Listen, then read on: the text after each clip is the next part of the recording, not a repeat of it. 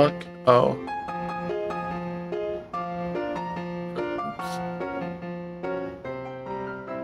Oh. Is the chat broken too?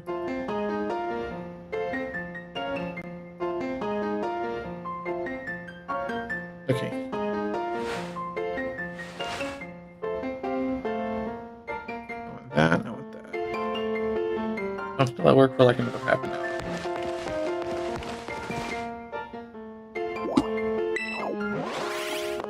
And I didn't buy lunch or food today. The bratwurst.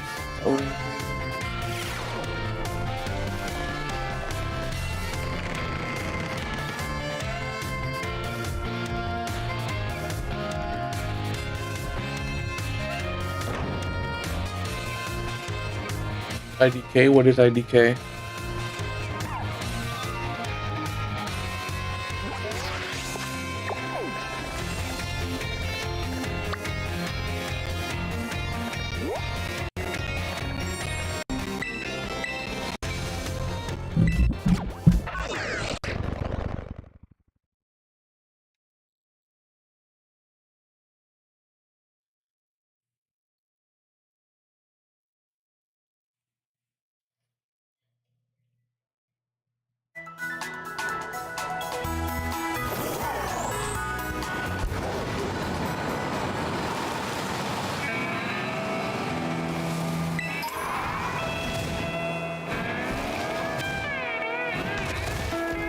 For a second, I thought I didn't have the climbing.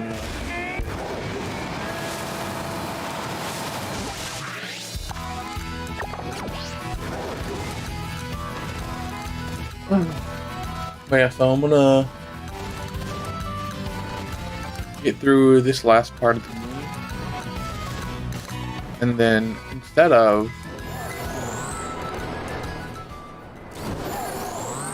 playing the game like a normal person doing post game,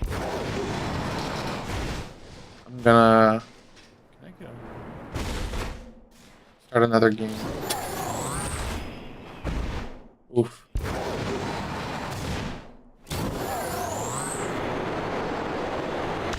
Maybe, depending on how I feel. Oh, okay. Oh, okay. Ah, okay. Yeah, that's where I was.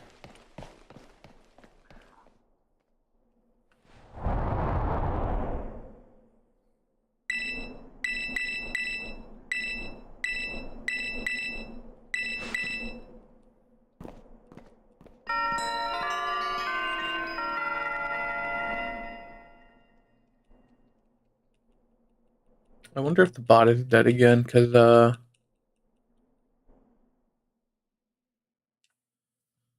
don't know, actually.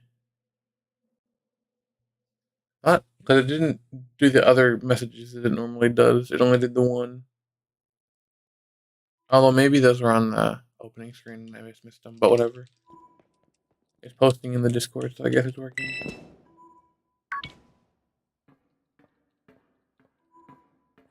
Wait, no, because the other ones posted in the Discord too, didn't they? They just didn't post on the...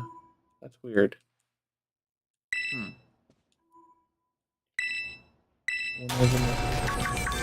Uh-oh. Oh. Nothing works the way it's supposed to work.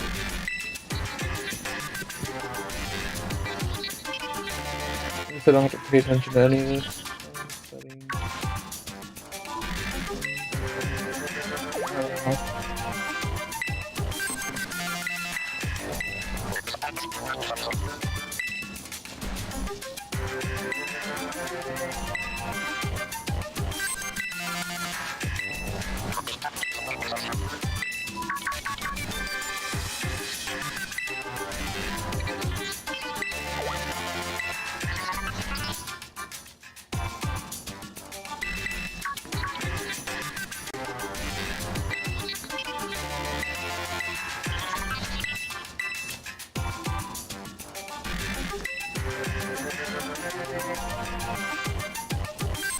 Oh yeah, I see it.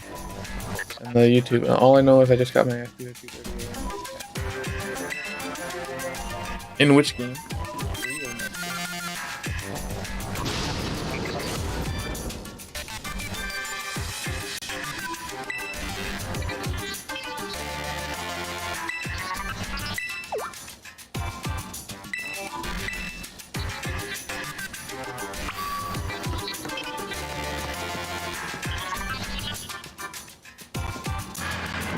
Three.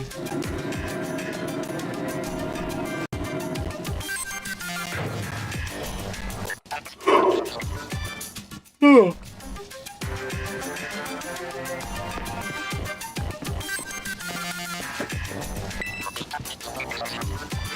Y de eso.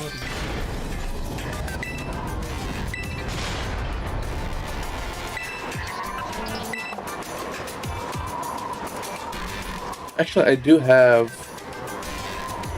Hold on. It is December. Let's do that.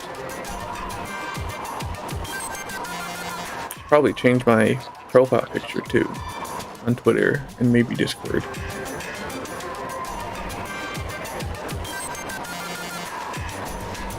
And my internet is tanking again. At first I thought it was just my computer, but it's like it's not just my computer. It's just extra bad on my computer because sometimes my phone gets slow.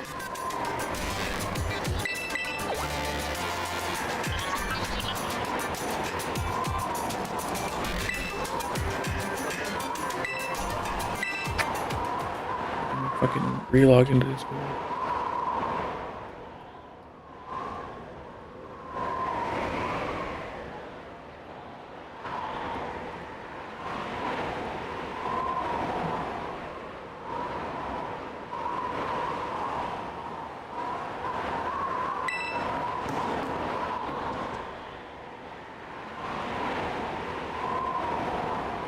Boom, boom, boom. Which one is this?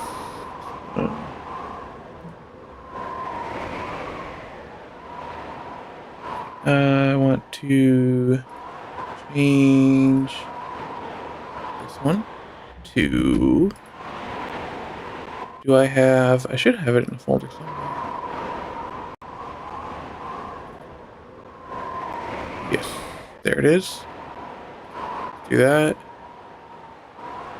And then we can do.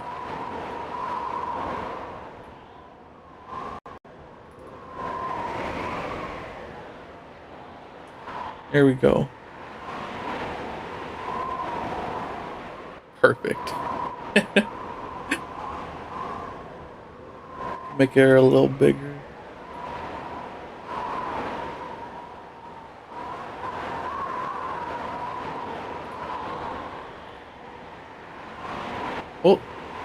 Oh, thank you for the follow, Speed.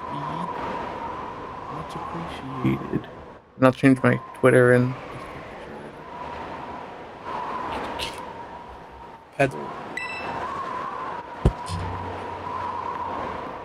the chair also has become quite squeaky, which is bothersome. Gotta get some WD-40. Spray that shit down. That's another. Oh yeah, fucking. So the camera. Oh yeah, camera doesn't like. So the camera sticks here, right? But if you pause, it moves the camera up. And then it doesn't move the camera back till you get a certain distance away.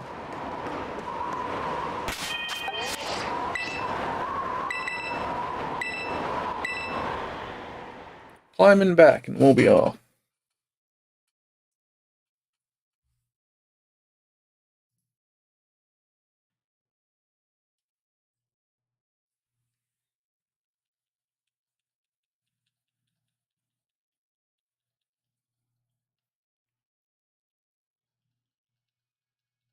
I think next year for Christmas I'll have a Christmas outfit. Well, assuming that I have somebody to rig it. I have a Christmas outfit that I want to do, and I have a swimsuit.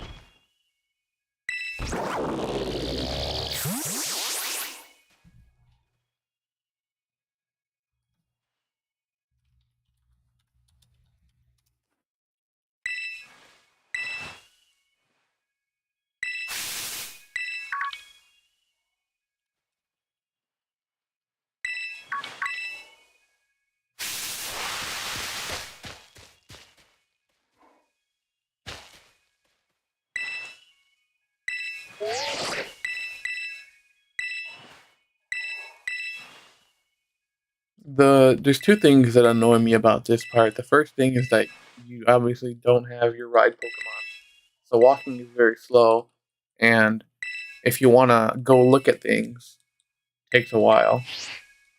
And then two, because there's no voice acting in this game, you gotta run around while they're talking, so you gotta pay attention to not run into Pokemon, and then also read what they're saying at the same time,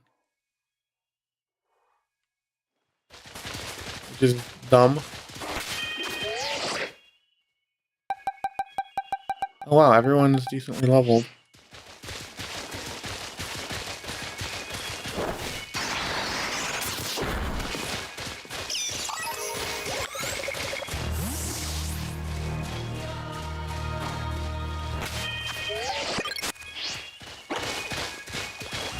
And you can't auto battle while they're talking. You can't pause while they're talking.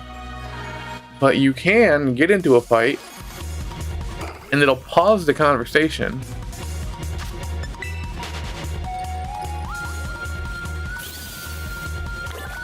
Bro, what is that render distance? Oh yeah, it's pretty awful.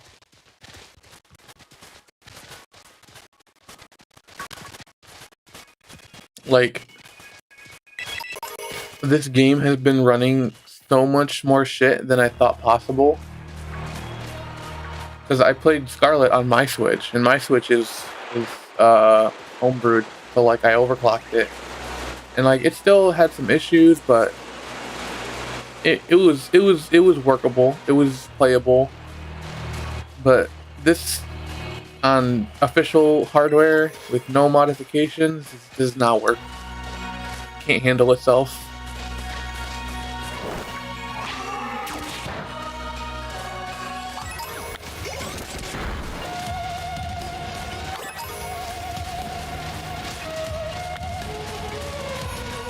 Oh, actually, I think I can,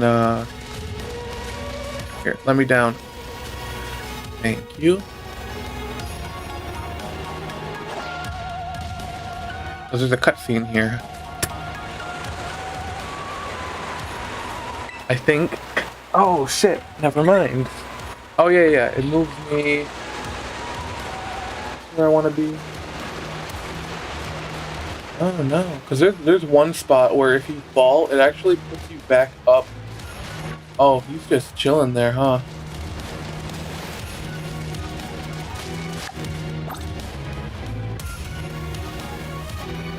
There you go.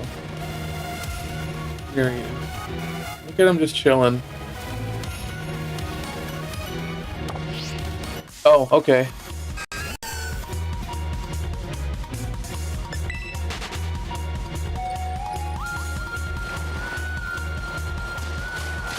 Oh yeah, he's very broken.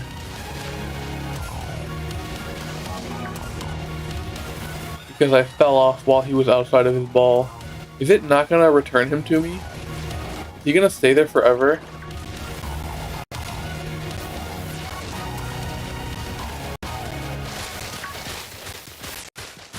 That's kind of crazy. That's a new one for me.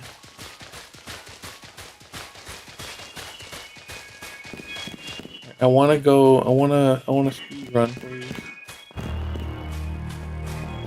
Yeah.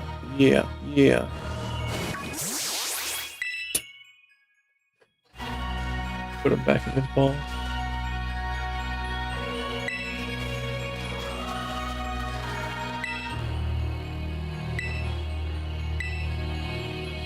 Lost Shinjuku.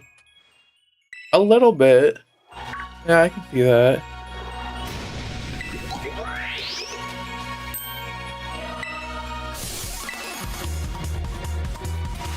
So she says here that she didn't know that this Pokemon was in Area 0. And I was like, I didn't know this Pokemon was in the actual game, because I didn't find it at all until I started playing through this game. And they showed up in the game under Alfrenata.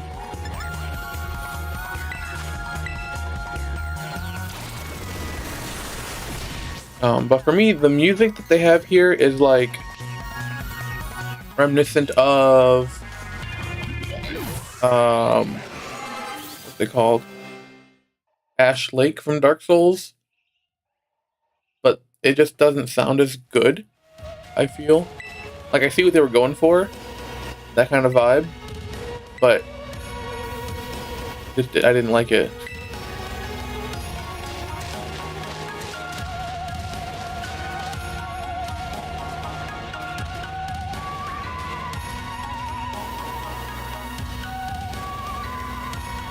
Like, there's like a part of the song where there's like a voice.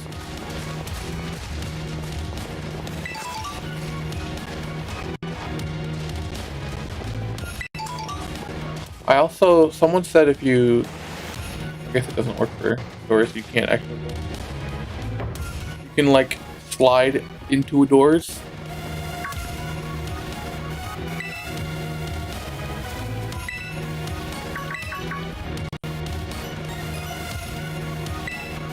Just be inside of a door.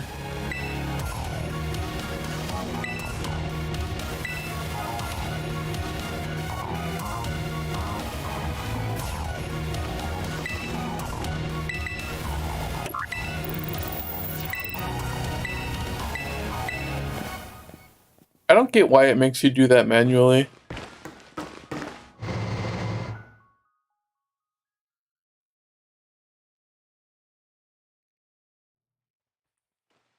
There's not like anything really happens between.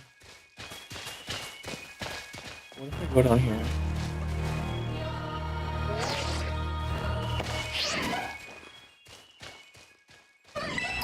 That's where I want to go next.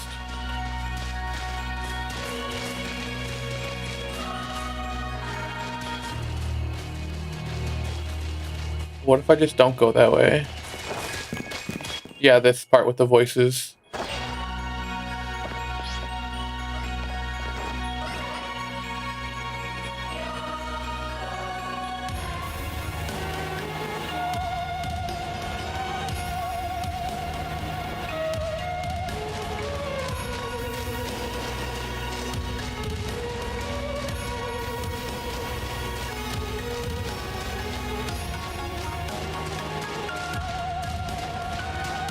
Wait, did I actually, like, save time going this way?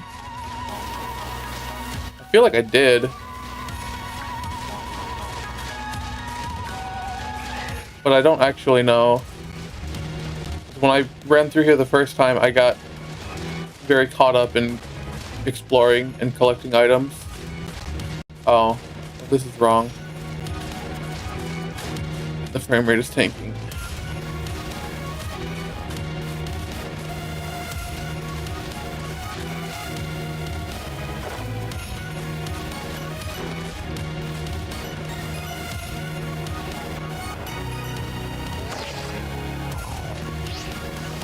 Okay, so it's still not pulling me up.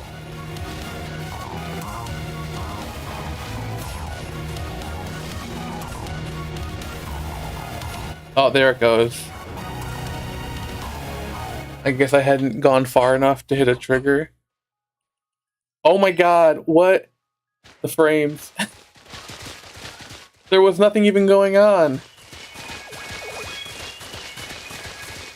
With a black screen, and they couldn't render the text.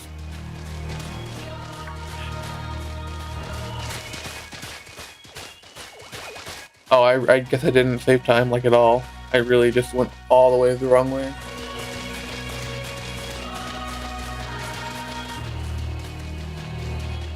In addition to the fact that I just don't think they did the vibe of the song good enough, it also is kind of repetitive and bothers me.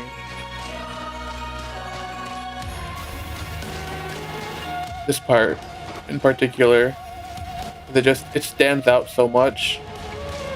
So whenever the song loops to this part, it's like a reminder that the song is looping, and it's not good to have a reminder that the song is looping.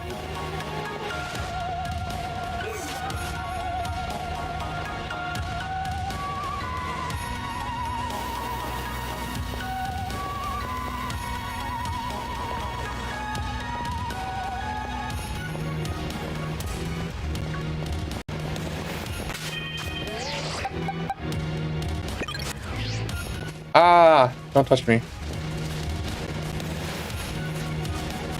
I still didn't buy a wide lens.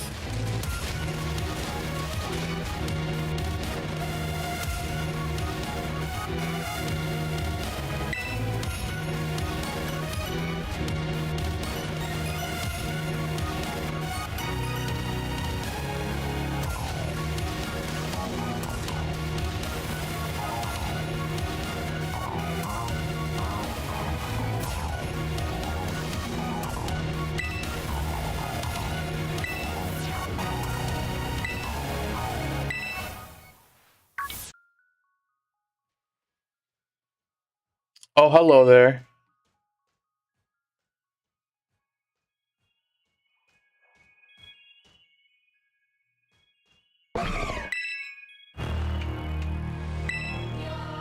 Okay. Like, with the scream tail, it kinda actually looked like a Jigglypuff, so it made sense for her to be like, oh hey, it's a Jigglypuff. And then it wasn't. But this is very clearly not a Delibird.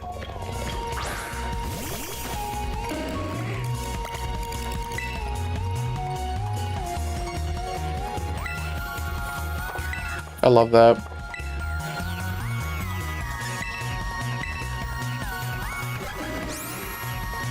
And I love that you can't see anything. There we go.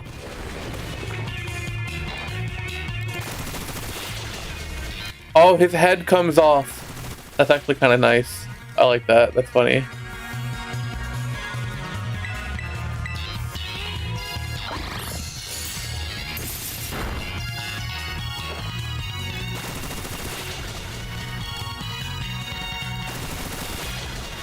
Wow, 2 hits twice. That's rough.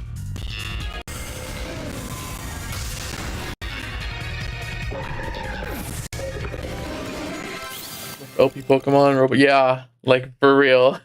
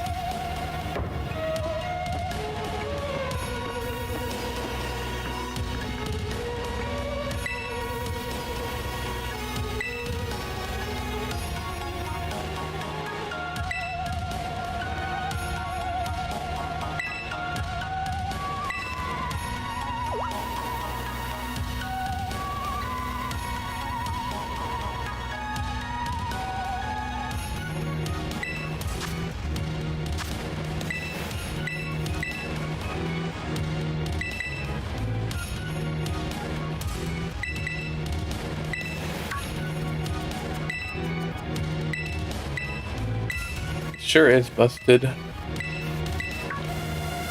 Especially with that massive attack stat.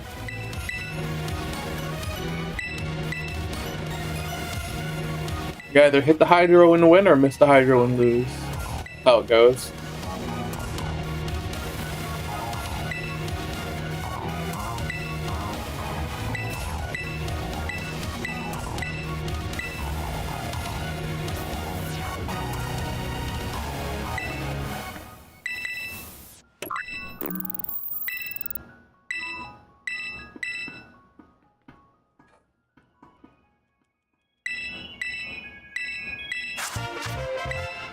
Hooray, I got a picture book.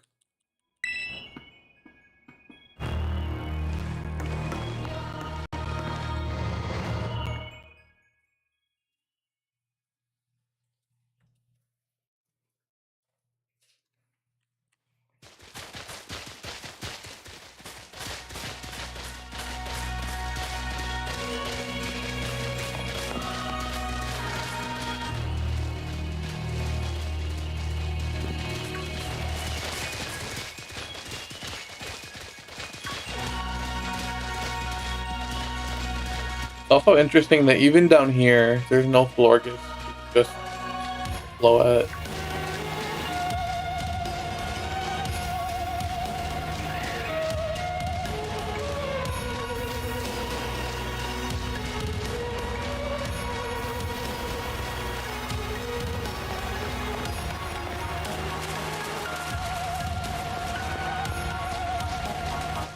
fuck is he walking like that?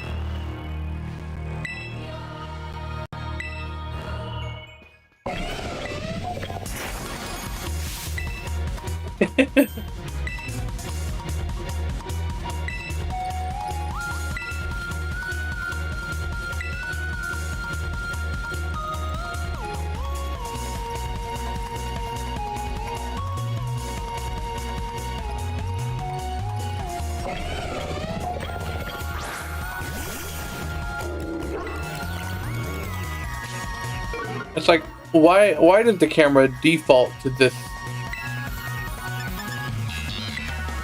I have to like press the button to make it not. Oh, I can't. There we go.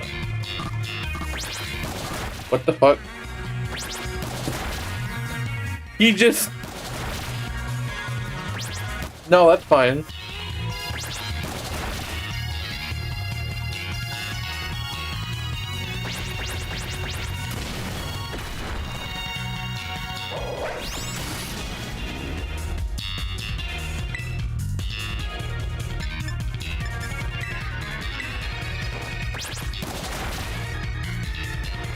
Fucking love that.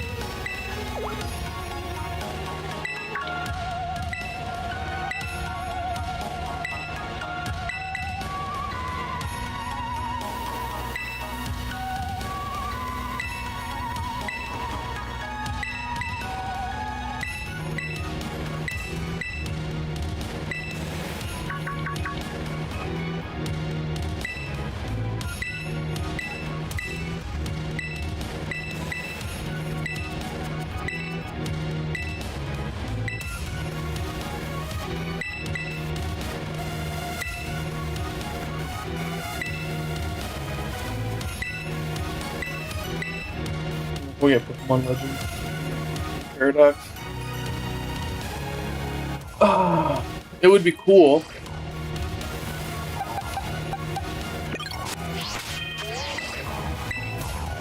Which means probably not. Or at least it'll take 10 years.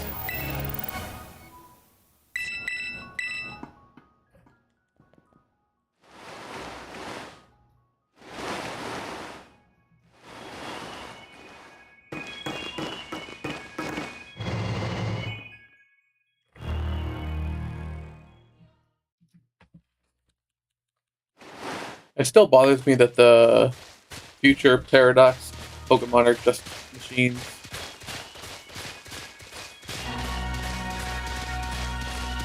Like, animals don't turn into machines. It's not how that works.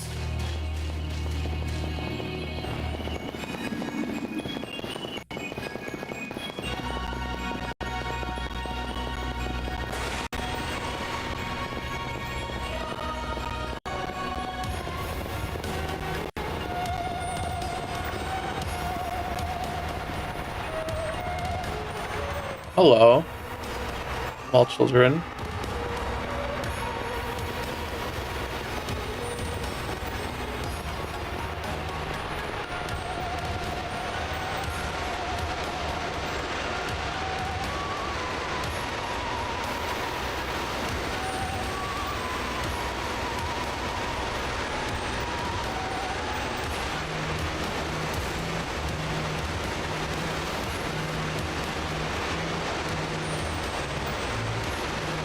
Alright, just gonna fuck off my art computer.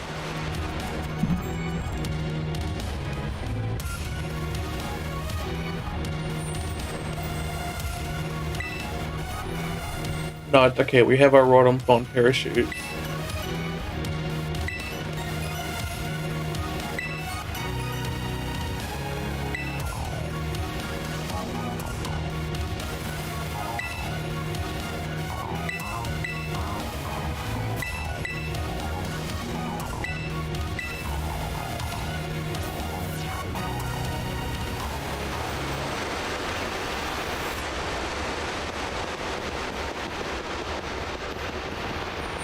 I really like that the Glamora just sit on the wall. I probably can't.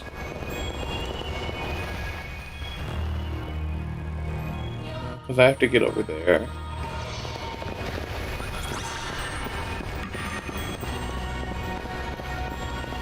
Oh no! Gonna fall. What the fuck is that? Oh, it's Delibird.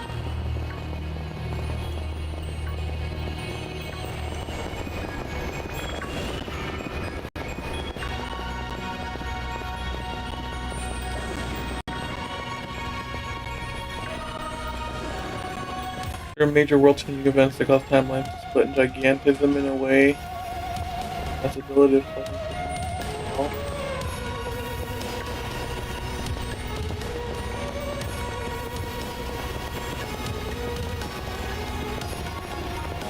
Well, I don't think there was an event that caused the timelines.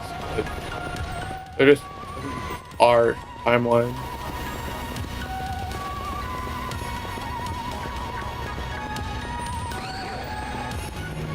Unless you're talking about Arceus.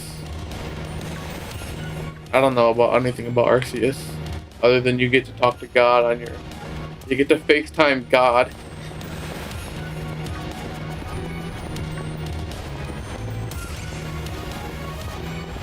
Why is there only Delibird? Where are the Iron Treads?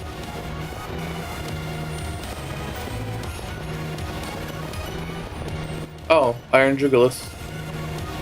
Fuck, I hate the dex entry for this thing.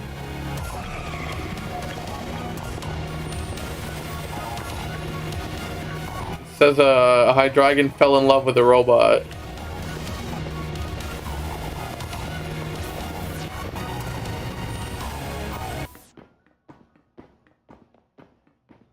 Something that is unheard of. Like, there are animals in real life that use metal, like in their bodies, but the Delibird is just a robot with a spring for a neck and a hollow body. That's not something that just happens.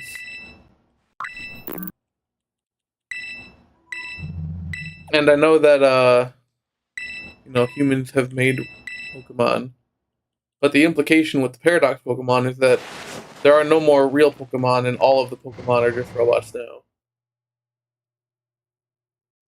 And I guess is a possibility, which is still stupid, that everything is just a robot because everything is chrome in the future.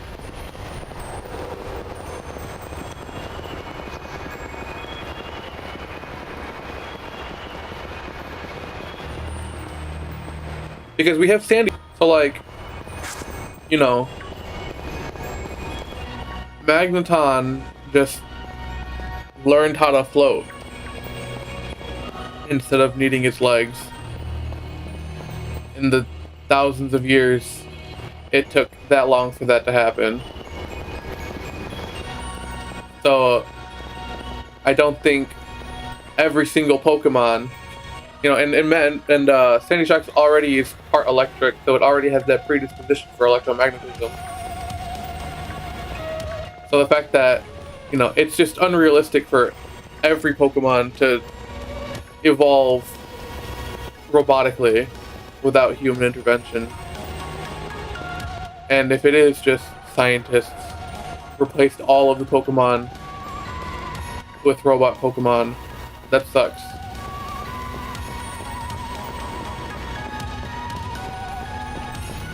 Which is an explanation, I guess, but it's a shitty explanation. I would have preferred them to actually, like, put some thought into what the Pokemon, because they, you know, we kind of know what prehistoric things feel like. So it was kind of easy for them to do prehistoric Pokemon, make them look more wild.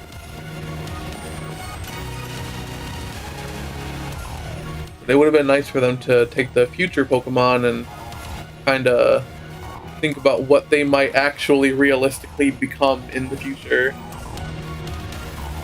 Instead of just saying everyone's a robot now. That's the future. Every Pokemon comes with Google Home and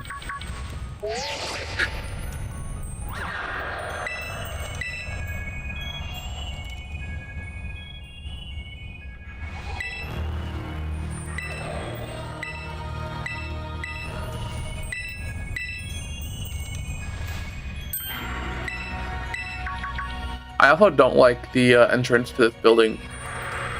Because you go in this very, like, this is a door, this is an entrance, this is the way you're supposed to get into the building. But then when you get in there, it turns out that it's just the inside of some tube that isn't even supposed to go into the room that you're in, and that just doesn't make any sense.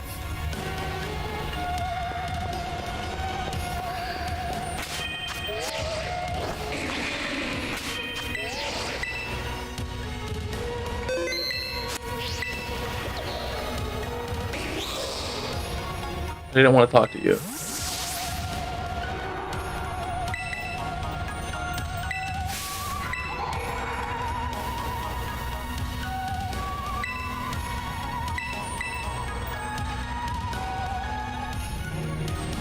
I keep forgetting that we have the purple one, and I keep expecting the red one.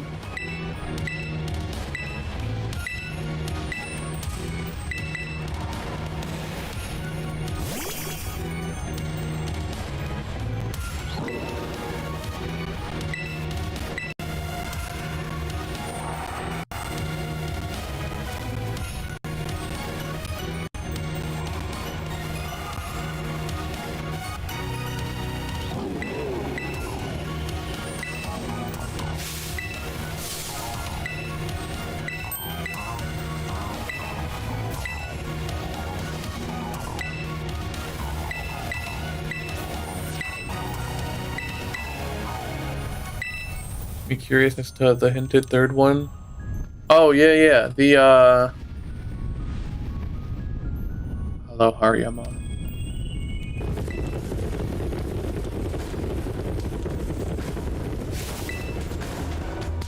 The fucking third DLC Pokemon instead of being in the base game like every other game.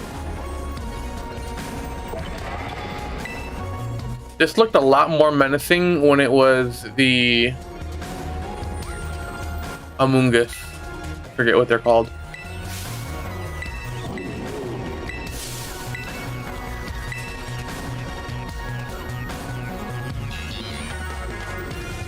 The Lovecraftian turtle shell. Yeah, the ball thingy that you can read about in the book that I didn't literally just learn about an hour ago.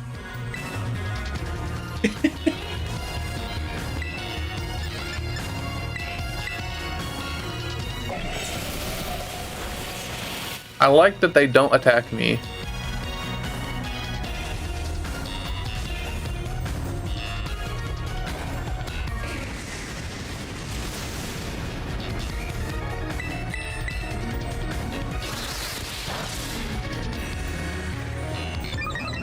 I didn't know he got wild charged, although I guess it makes sense. You know, the robot.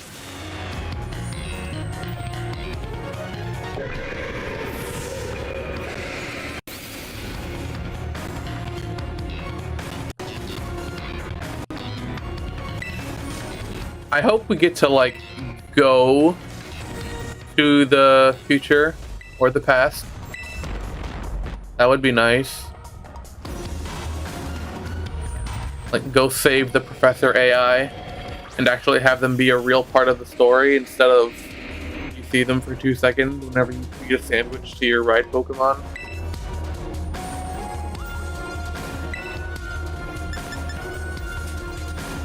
Damn. I forgot to change my moveset. You're supposed to have Psychic instead of Chilly Reception.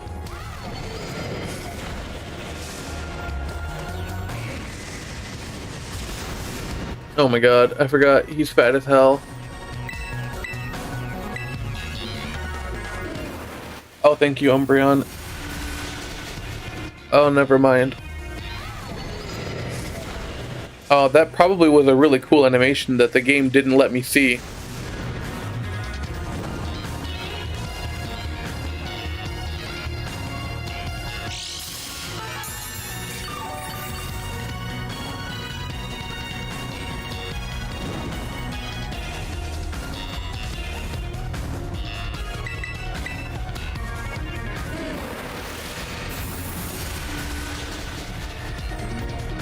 Oh, the crit? No? Wow, okay.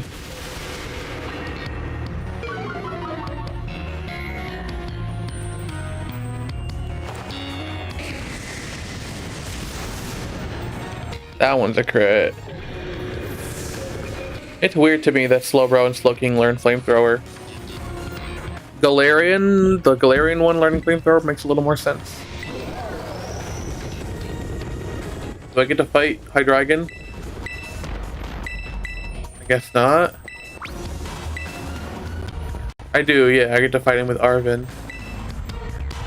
Because they gotta reinforce the fact that there are 3 other characters with 3 separate storylines. Reinforce it for the 10th time. He's what, flying in dark? Flying in dragon, he's flying in dragon.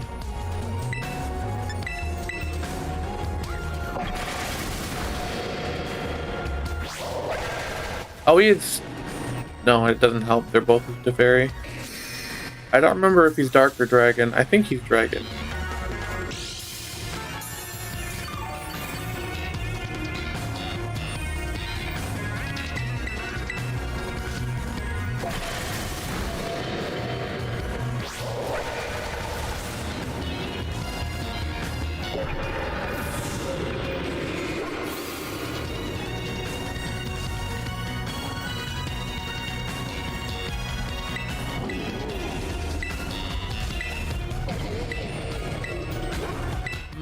A boss diff.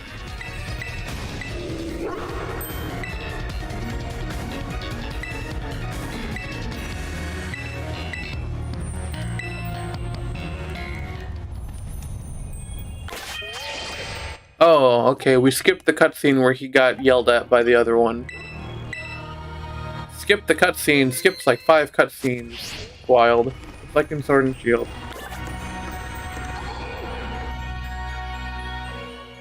Oh, it's dark flying? Okay. Yeah, so like you come in through that door, it just looks like the fucking void. Like this is very clearly the intended entrance and exit of this facility. Oh.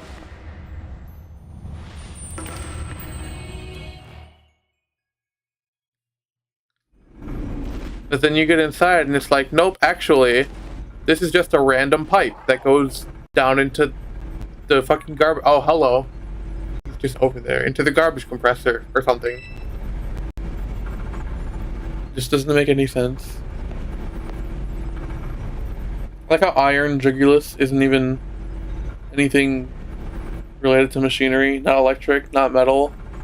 I hate that all of the future ones are just called iron. You know, robots.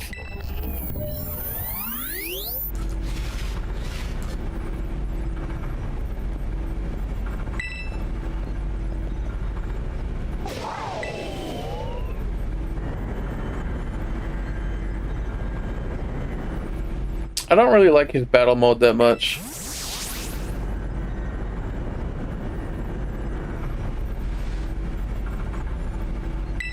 It also doesn't make all that much sense that you catch the second one after you fight it. But it's in a Master Ball already, so like, what, does he just release it? Why would he even bother doing that?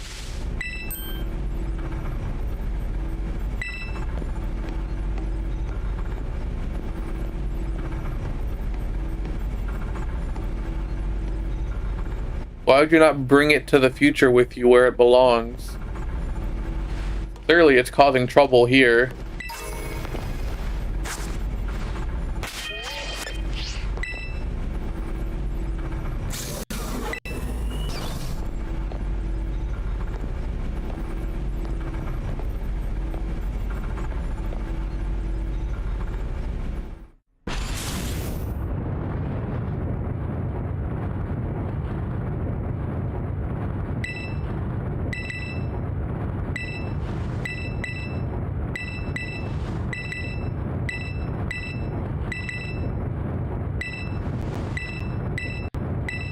He's also a lot less intimidating than Sada. It's gonna make the final fight less cool. Or I'm sorry, like, what's the word? Second to final fight, there's a word for that. Penultimate, that's the one. Connection to the ball got severed. Maybe.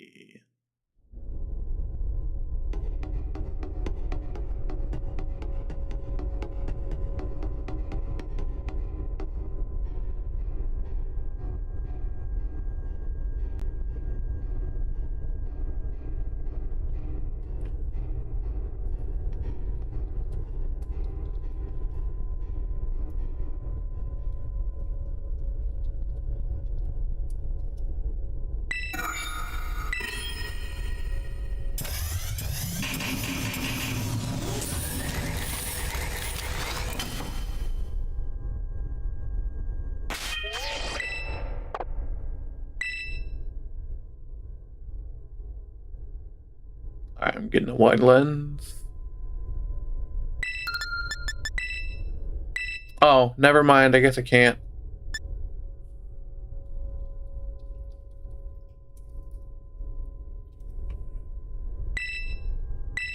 What's the point of letting me connect to the internet?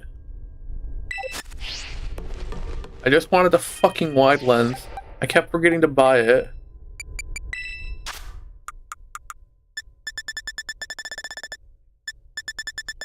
Oh fuck, I have a modest mint? Yeah, hell yeah.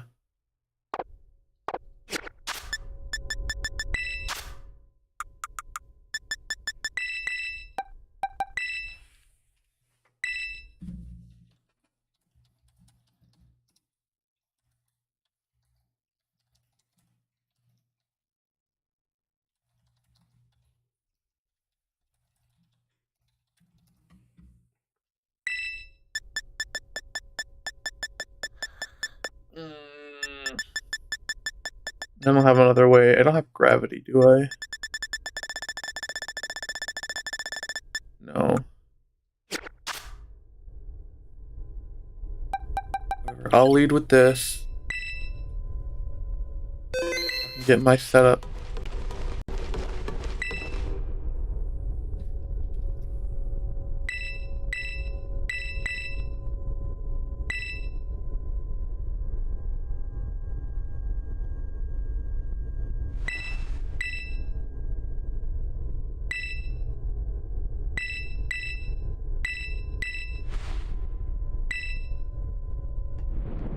He's not very menacing.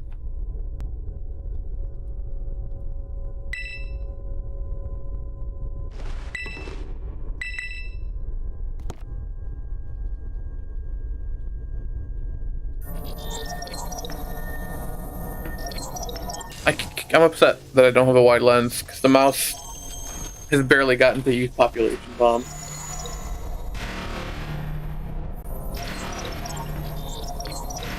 It's been clicking beat up for the flinch chance.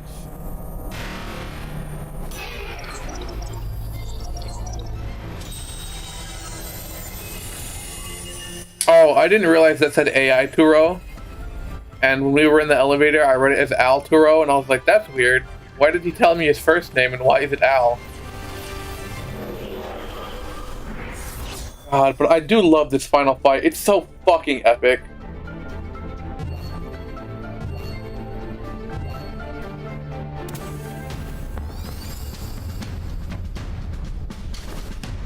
I just wish it was Thada I was fighting. I fucking love how they just, like, drop the ball like he's just up there. Oh, it's so cool. So epic. And then it says that they initiated a battle instead of they challenged you. That one's what? Bug poison? No, it's fire poison.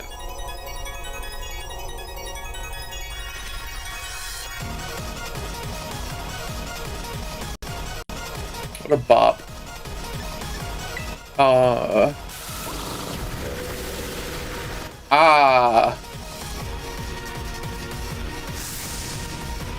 That did a lot. And it paralyzed me.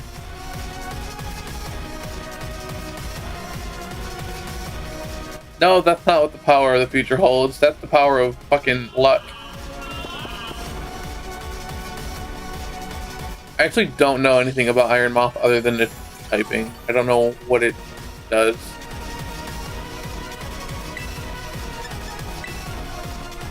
Alright, kill me. Okay. Don't get paralyzed. Okay.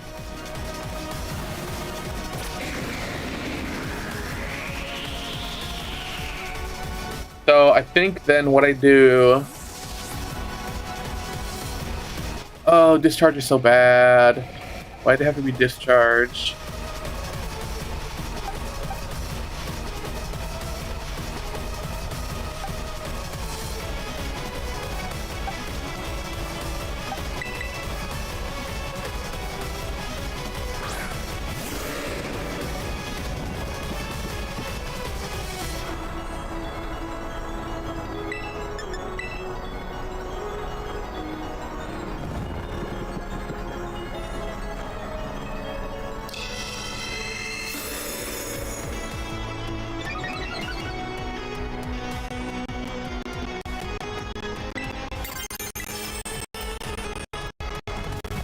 Just in case he wakes up this turn.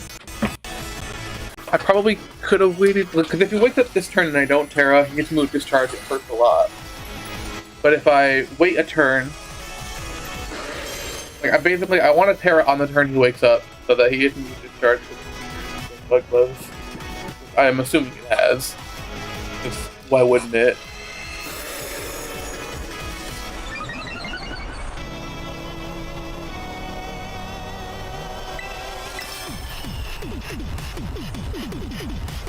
It doesn't. It just has Sludge Wave. And it poisoned me. Well, that's not fun. I also don't have leftovers. It's problematic.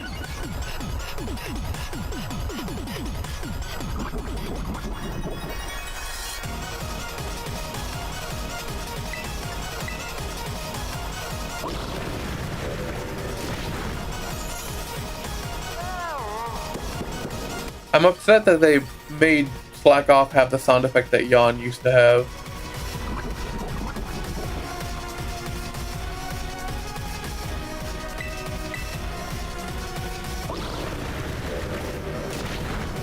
I'm also upset that he poisoned me immediately because Sludge Wave has a 10% chance to poison.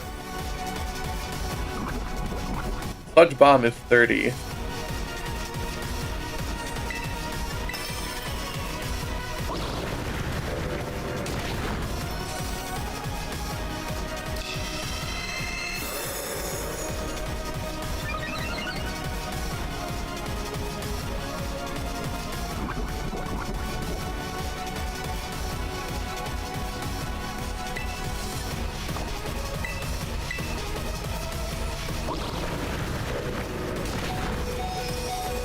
Also very sad that I only have 5 slack off.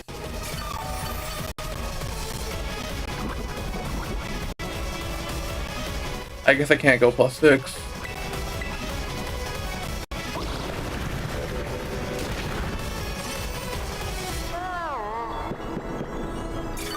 Because after I heal this one, then I have to attack.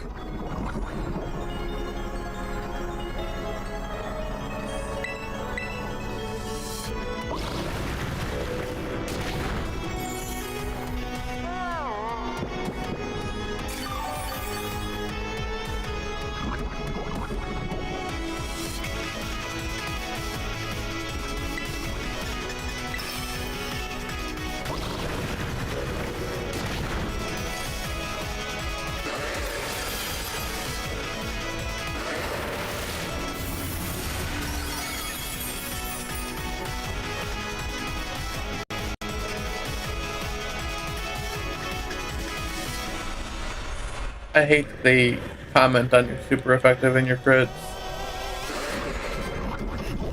Am I running this off emulator? No. Official, unmodified hardware, and it's honestly the worst. Oh, he's gonna Dark Ball. It shouldn't kill me? Okay. And I don't die to poison, right?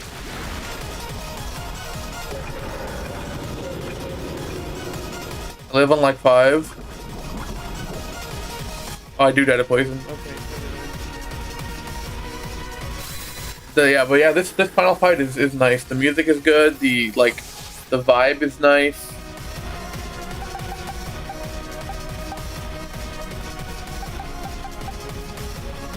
And I got paralyzed, I got poisoned, everything sucks. Iron bundle. Oh no. Oh, like bro. The first night that I played this, it was chugging hard. Like it crashed twice, actually. And when I played on my Switch, it's my mom's Switch that I'm playing this on. But I want to play it on my Switch. My Switch is hacked, so I overclocked it. And it was workable. It was still had some dips, but it was nowhere near as bad as this is. Oh, he's gonna kill me because he's faster. He's very fast. Wait, do I just lose to this?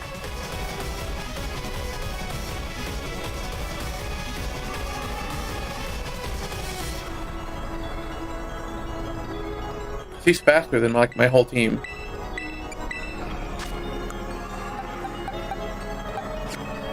Maybe he's not faster than the mouse.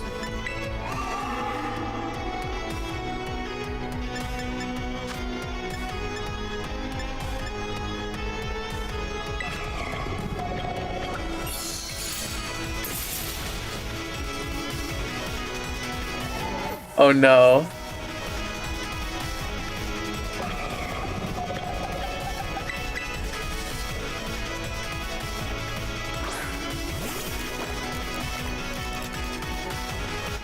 It's 3, so I have to go.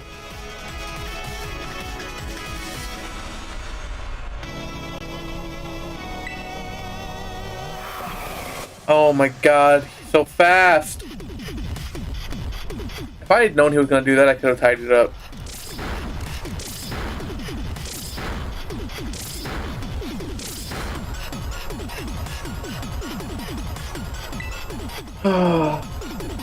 He's faster than everything. So this is my only play. Blizzard, freeze dry. Freeze dry won't kill me, maybe? Okay.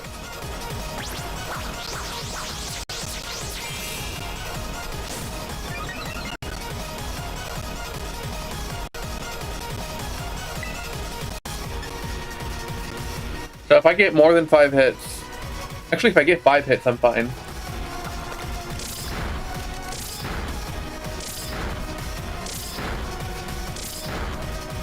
Okay, cool.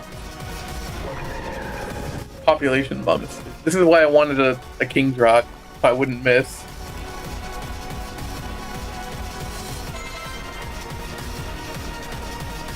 Does he get priority? I hope not. God, I love how epic that is. And they just like fall down. It's so cool.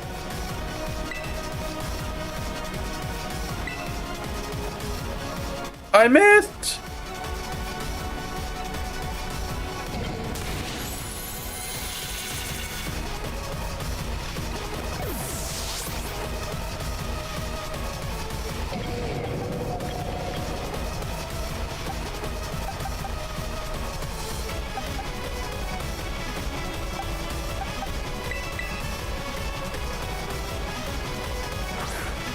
He's not fast, right? I can just do this.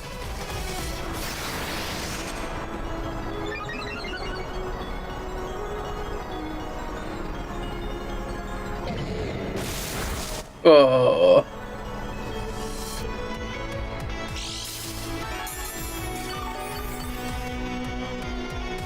But I think I win now.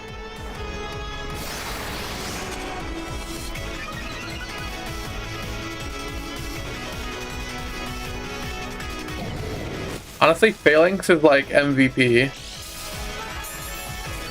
Actually, if he paralyzes me, I might lose. Because it might stop me from resting.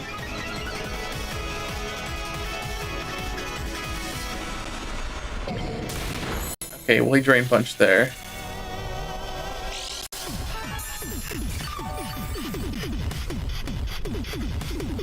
Why would you thunder punch at all? Drain punch is just stronger. I also hate that he's diagonal.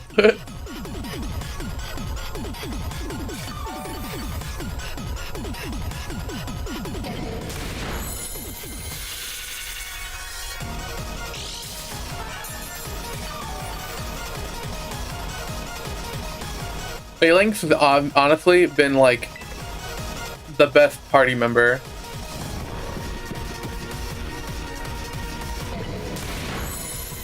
Sets up on so much. Phalanx, I think, is number 1, and then Slow Brawl probably number 2.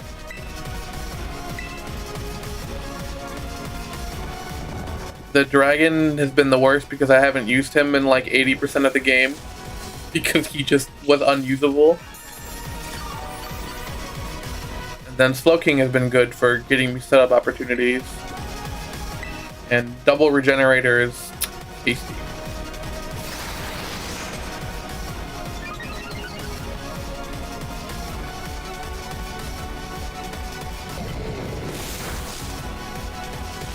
Oh my god. So this could be bad. If I get unlucky.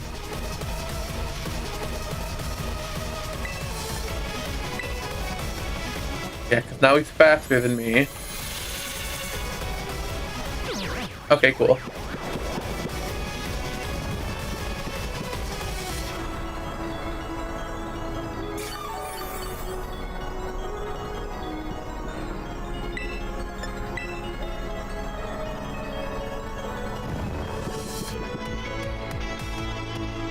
Yeah, Phalanx is just the best.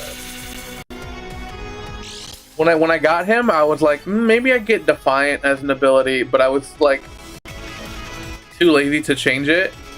And I'm so glad I didn't change it because not being able to be crit is amazing when you're setting up.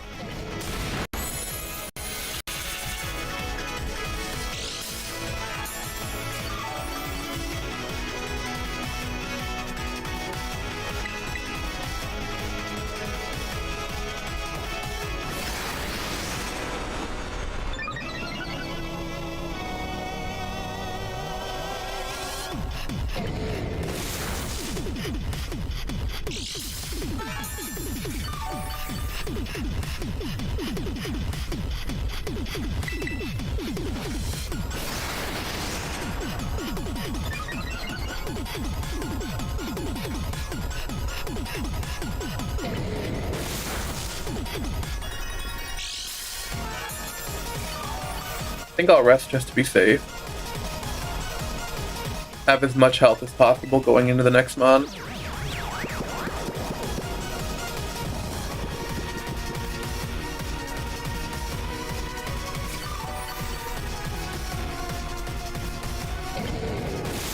Oh wait, he's electric. That's why he's rotating between Thunder Punch and Drain Punch.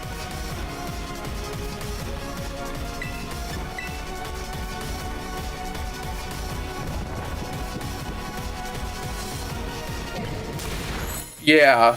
So the metal ones are Pokemon from the future, which I think is really stupid. I went on a whole rant about it earlier. And then that's in Violet, you fight and you catch the future Pokemon. And then in Scarlet, it's the prehistoric Pokemon.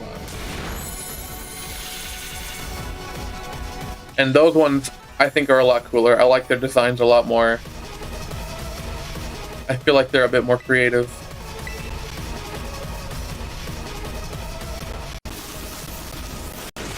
And then, oh my god, he's so fat. But I guess that means I get to go really fast.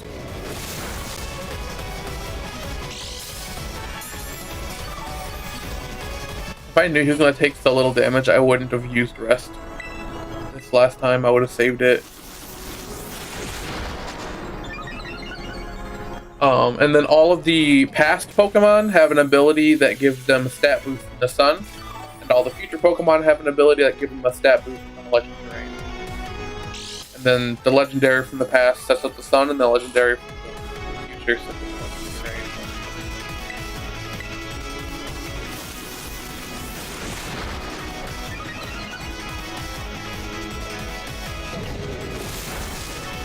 Okay, now I rest again.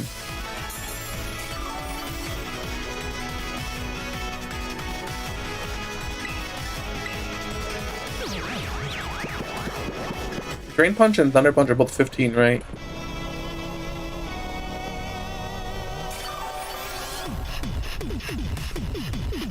Is he out of Drain Punch?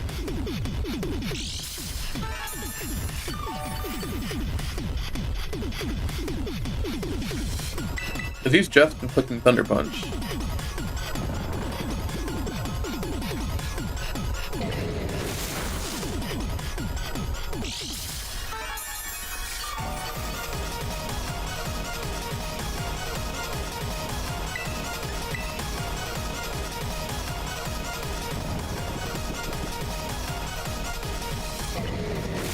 As much as I love this fight, there's another fight after this, which is just dumb and stupid.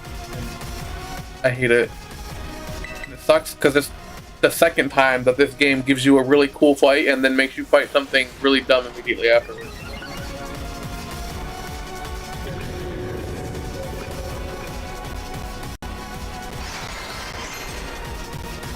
Counter? Interesting.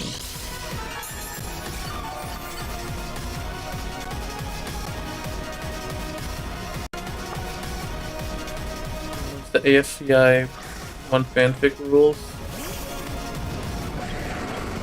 So, oh yeah, aside from the fact that the game doesn't run, the game can't handle itself. Aside from that, it's a really fun game.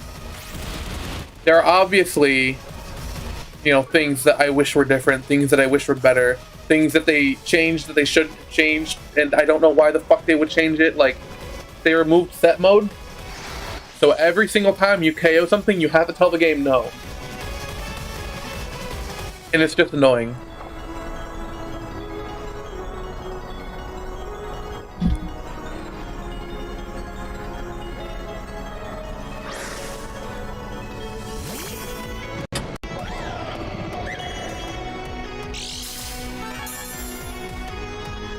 Oh shit.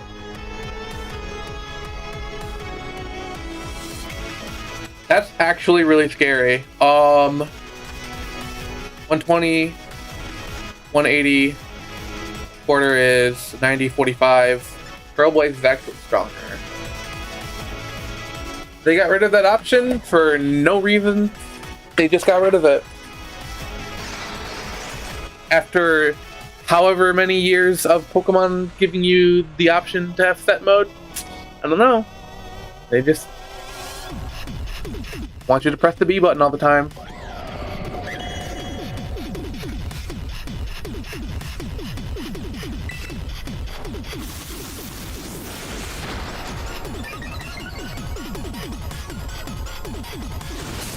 Oh, he's not even special. Oh, that's right. He got the... Oh, wait. I don't know why I was worried when it said he got the attack boost, because I'm +5 defense. Now, if he was special, that would have been a problem. He can't even crit me with Psycho Cut. Oh my god, that does so much.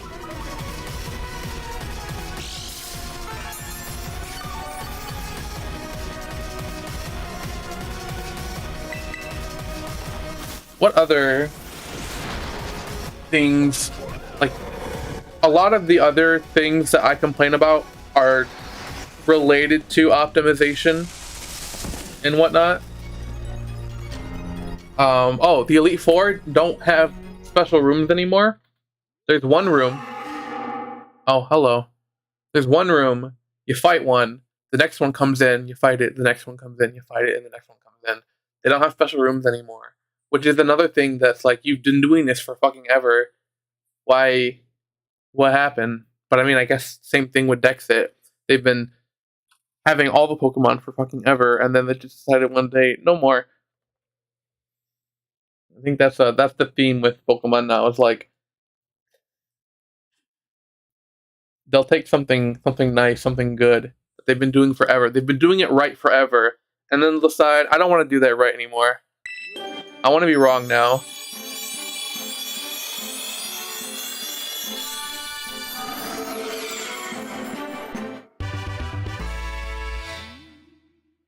Yeah, a lot of the things that are wrong that I would complain about are like optimization. Like when you go to open your boxes, it lags for a second, and then it reloads all the sprites every single time you switch boxes. So navigating your boxes can be annoying. I do like the auto heal feature. I do like the button to actually I can do this.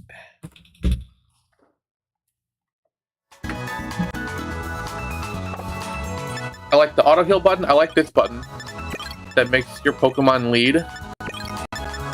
It would be nicer if it shifted everything else down, so you'd be like, I want, you know, this one, and then that one, and then that one. Like, whatever. What else?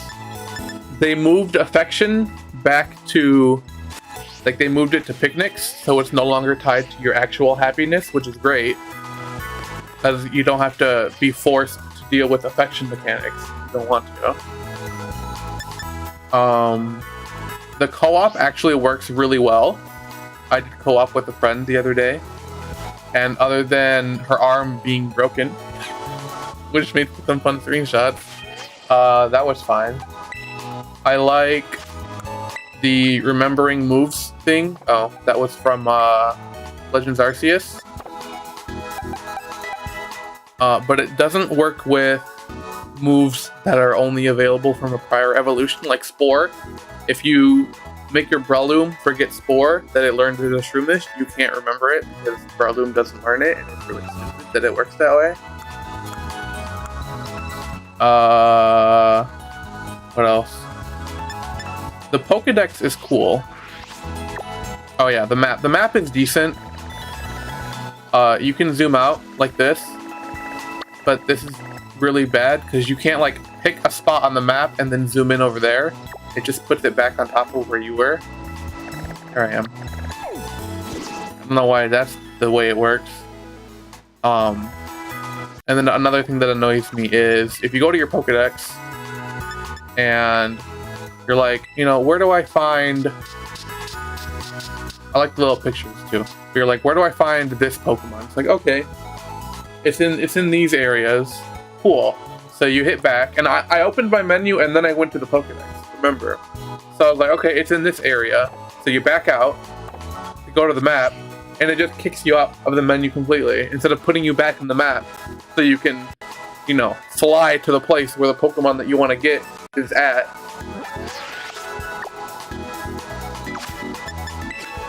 Profile function is cool. I like the profile. Oh yeah, the camera and the emotes are nice. For some reason, these top ones, like, they have transitions like between each of them. But then these ones don't. They just kind of happen. The TM crafting is nice. And then you have like your favorites menu that you can set so that you can check on the recipes wherever. I wish you could check on the recipes in your menu and not have to go to a Pokemon Center every time.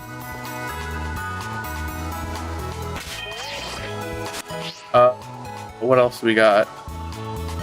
Oh yeah, you only have 4 base outfits to choose from, but everything else you can change. But it's like, why bother changing anything else? You can't even change your name. So hopefully we get some outfits.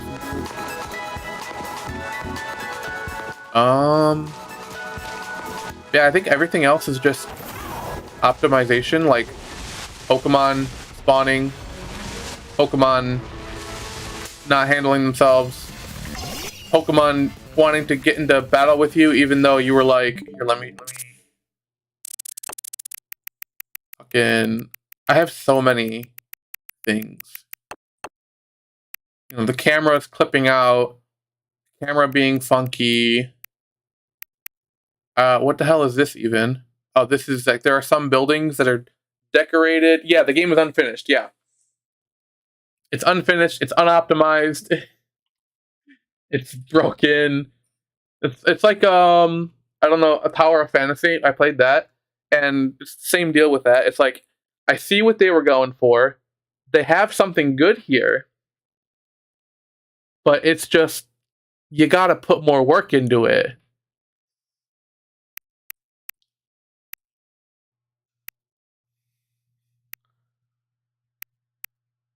Oh yeah, I got soft locked because the game didn't load. There's supposed to be a big ass Pokemon right there. Supposed to walk up, and then he's supposed to go crash that rock, but he didn't load in. So the game didn't know what to do, and I had just soft locked here.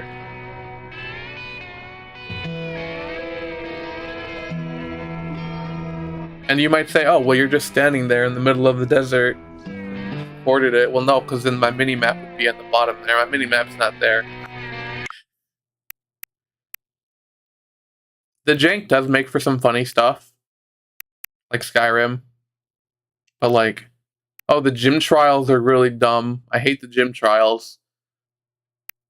Like, Iono's was my favorite gym trial, but that's just because I love Iono and not because her gym trial was actually good. My favorite gym trial was the Ghost gym trial because there was no gym trial. You just fought 3 triple battles and then you fought the gym leader. I wish you could throw Pokeballs at wild Pokemon like you could in PLA. I wish the Team Star fights weren't fucking boring as hell until you finish. They give you 10 minutes to hit R, like, because there's this function where, how do I, oh my god, where if you hit R, you can like send out your Pokemon, and it'll just go fight Pokemon, and it'll give you some materials from killing the Pokemon, and, you know, reduced XP because you didn't actually fight the Pokemon. So like, it's cool if you have like a strong Pokemon, you just press the button, and then just fuck it up. And you just do that. So they give you 10 minutes to do this. But you have 3 Pokemon to do it with. And you have to kill 30 Pokemon. It's like, and that's all 5 of them are like that. And then you fight the boss. And it's like, that's not engaging at all. And then some of the gym trials are really just not engaging. Like, where's the Medicham?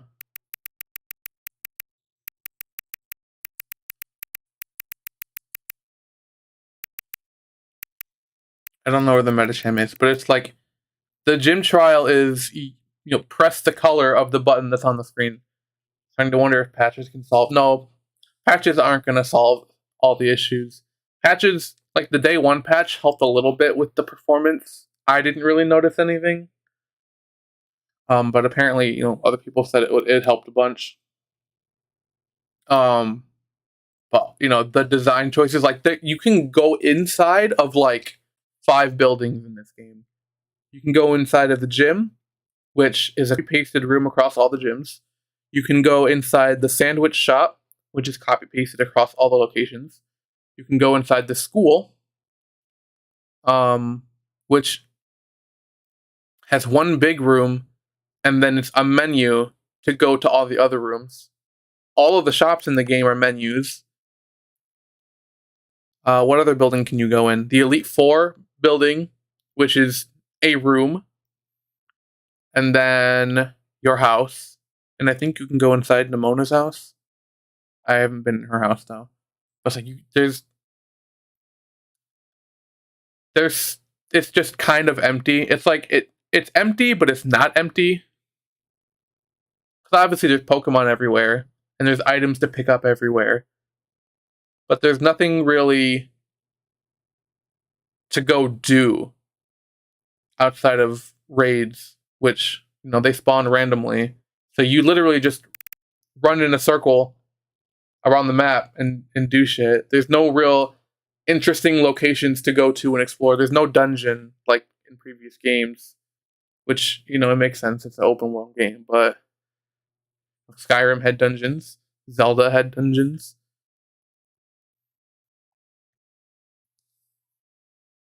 I miss exploring, like actually exploring instead of just zooming around the world, ignoring everything. Because all the trainers are optional, which is really cool, but it also means you miss a lot of them. And then there are these guys that are like, hey, you beat all the trainers on this route. Here's a reward, which I really like, except there's no way for you to... There's no list of those guys to go back and check which ones have given you a reward already and which one haven't. So you have to go fly to every spot and double check, make sure that they have given you your reward.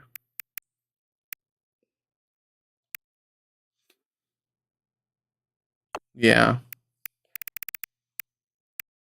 Oh, here's this. I guess I didn't record it. But yeah, Metachamp puts a color up, and then you push a button on your controller that matches the color. And you do that like 10, 15 times, and then you fight a trainer. And then you do it 10, 15 more times, and then you fight a trainer. And then you fight the gym leader.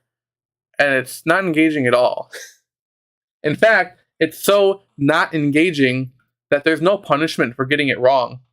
You can just mash your buttons, because if you don't press the right one, you can just switch to another one. And then it'll say, okay, you pushed the right one when you push the right one. But if you... Did I record this? I don't know if I recorded this on the Switch or if I pulled the video from yesterday.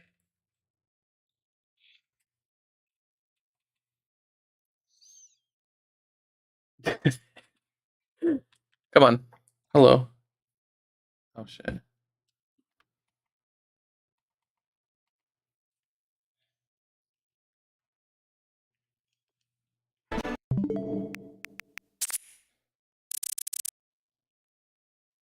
I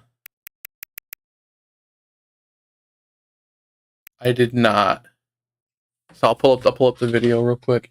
It's actually kind of funny. And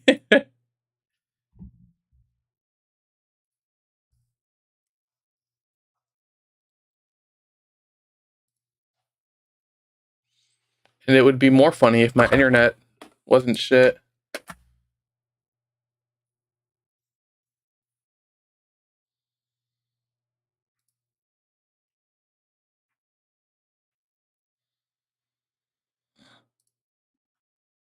I think it was yesterday. Yeah, because it was like the last gym that I did. So it was this one.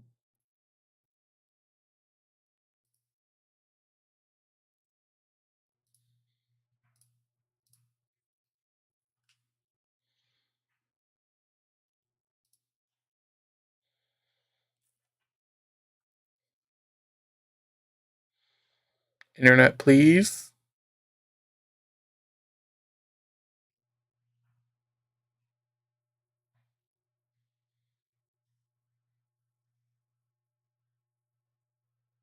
Oh my god. Come on.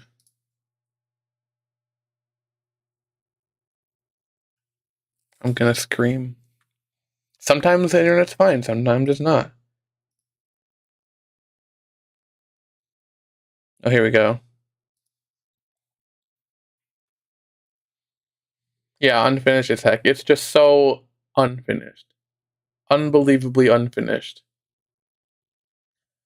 And it's like, sure, they could make a bunch of patches, make a bunch of DLC, and fill out the game, and then make it into a real, actual, good game, finished and works and everything. But then it's also at the same time, it should have been like that on release. You know, it should have been a functioning game when people buy it.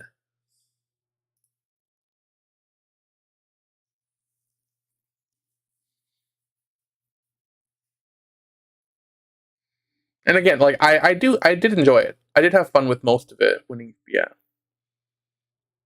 And on my first playthrough, other than noticing a bunch of shit and making clips and stuff, there wasn't too much intrusive stuff because a lot of the performance issues weren't that bad on my Switch. But it was struggling really hard a lot of times playing Scar or Violet. Why is this not fucking?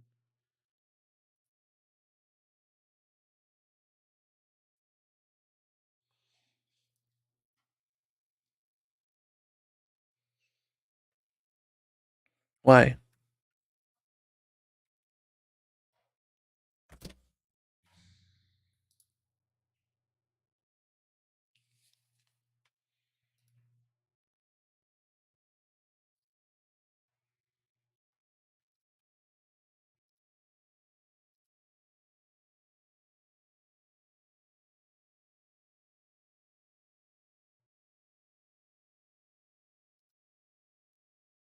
Bro, internet, please.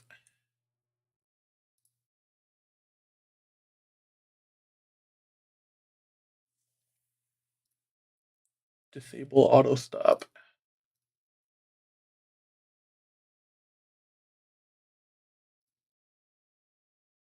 Wait, come on.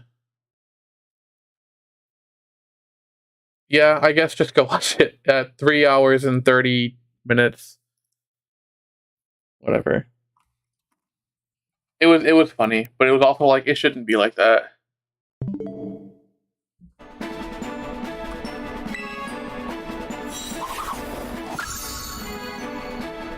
I do like the Pokedex, but I don't want it to tell me every single time you got a new Pokemon. Here's the Pokedex entry. I don't care. I'm throwing quick balls at everything I see because I just want to fill out the decks. I don't want to read anything about them.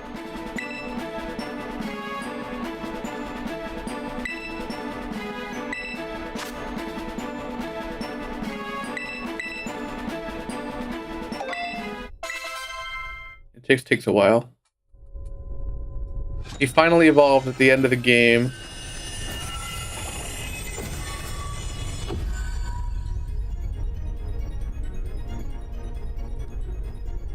Where'd I put my Switch at?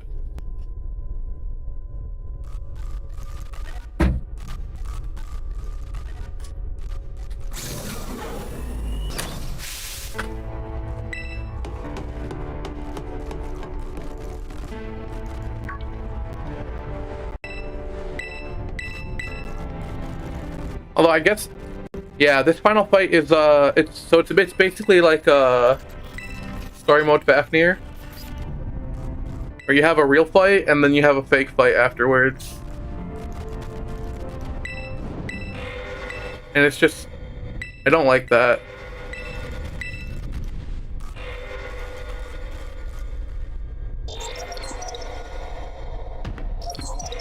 Like, this is a cutscene.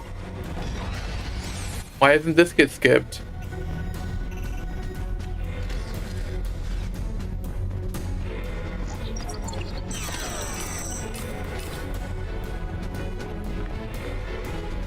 Locking the Pokeballs is pretty cool though. But like when it said that, and it said locking all Pokemon except the ones with the professor's ID, I'm like, well, isn't the legendary in his Pokeball or her Pokeball? And then yeah, that's the premise of the final fight is You're like, oh no, you're out of Pokemon. Whatever will I do? Well, actually. And yeah, this room is really cool, but it also doesn't really make any sense. I also like, it says that you're challenged by this, isn't it? Oh, that's so cool. I love it so much. But like I said, he's not as menacing as Professor Sada, so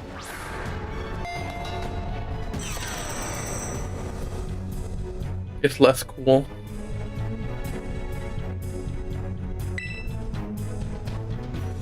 Oh, oops. Do I have to run through all of their dialogue first, or can I just immediately go to it? Oh, I can. Okay.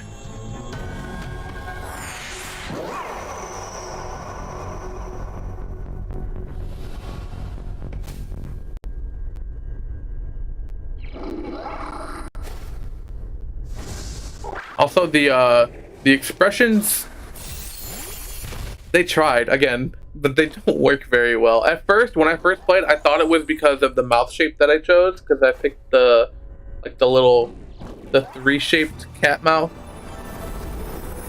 But I had a normal, basic bitch mouth shape on my character in this game, and the mouth still looks awful when they're doing like angry face, and it's just a fucking carrot for her mouth.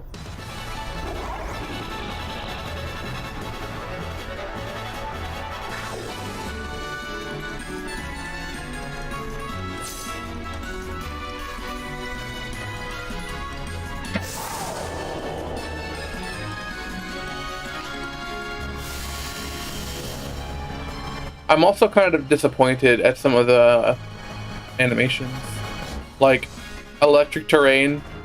Like the terrains are just kind of a circle on the ground. When they first came out on the 3DS, oh, I loved it. The terrains, like, they covered the whole field, and it was very obvious which terrain was up. And then in Sword and Shield, it was like little wisps, so like you could still tell, but it was very subtle. This one is more apparent than in Sword and Shield, but it looks really stupid. And then, like, the sun in this game is just a fucking disco ball that just hangs above the battle.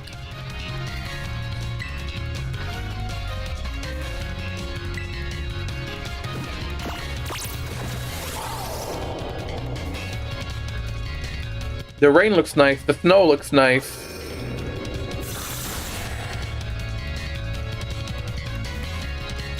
Sand is okay. I don't know why sun looks so terrible.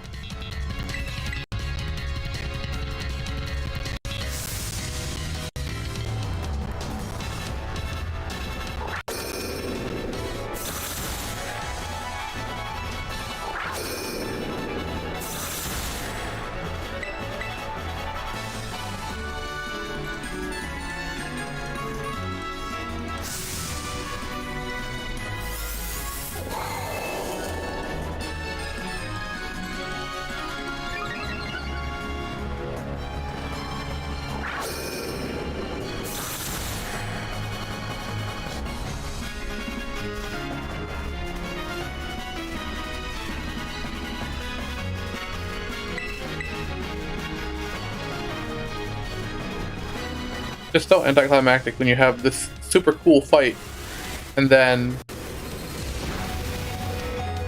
yeah, you can't die. You just button mash until the fight's over.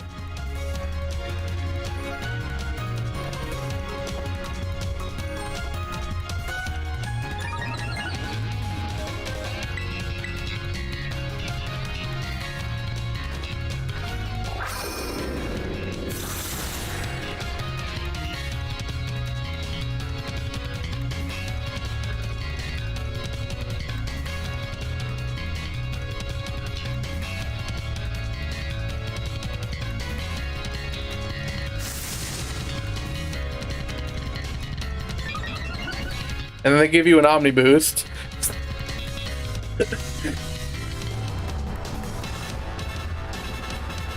Yeah, the plot armor.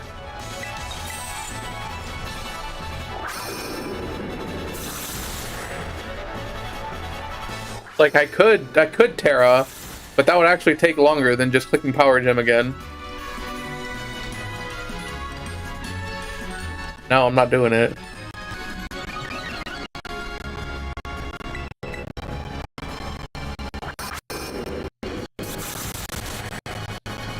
Crazy. Just there. Cause you fight somebody at the school, and they have a really cool team. It's actually a difficult fight, and then you fight Penny afterwards. And just got fucking evolutions, and they all have quick attack and baby doll eyes. It doesn't force you. Nope. And you can't die, so you just button mash through that fight. I hate it so much.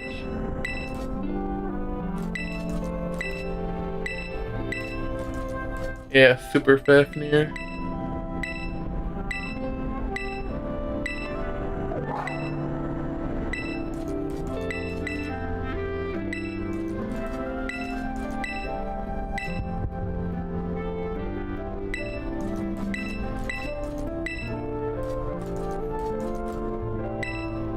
And you had like epic music. I mean, it was a remix of like, you know, I think it was like Nemona's music, like the Friend music battle music that they played, but it was epic.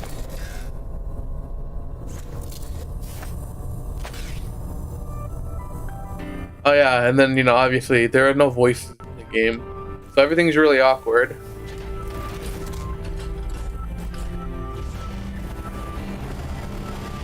Because they pretend like it has voices, but then it's just completely silent.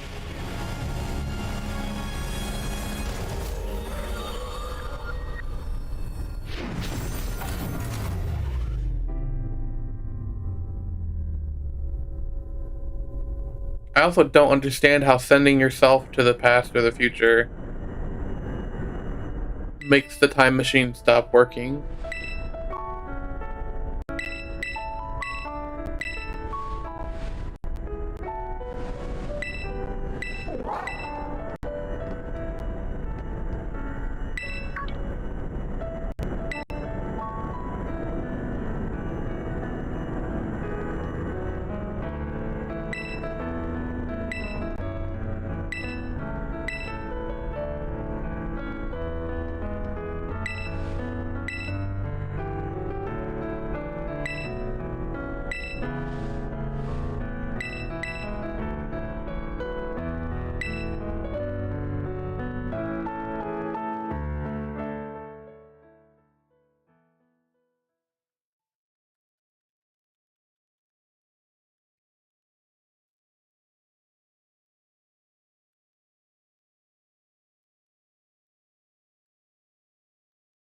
And then I think, oh yeah, sometimes the game will just do this too. It'll cut to black.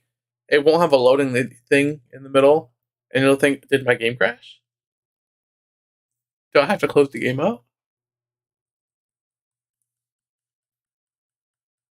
But I think we get to listen to Ed Sheeran now.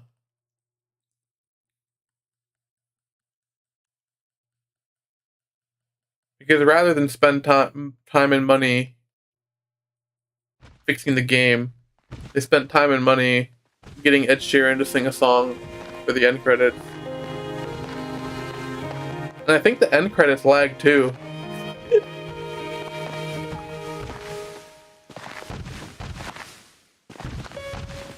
And before you were here, there was a point where I fell off a cliff and the game, like, you know, warped me back up somewhere.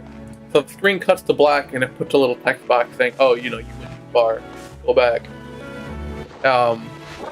But the little text box on the bottom lagged on the black screen with nothing going on. And I feel like autosave might be contributing a little bit to the performance issues. But at the same time, I turned on autosave specifically because I was afraid the game would crash and I would forget to save. Because I didn't use autosave when I played, I just manually saved all the time. You see tonight, Ed Sheeran. This past QA, they didn't even bother fucking testing it. Probably.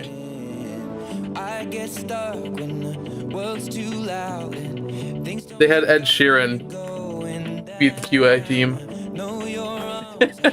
Reaching out from somewhere beyond the clouds. You make me feel like my troubled heart is a million miles away. You make me feel like I'm drunk on stars. Wild.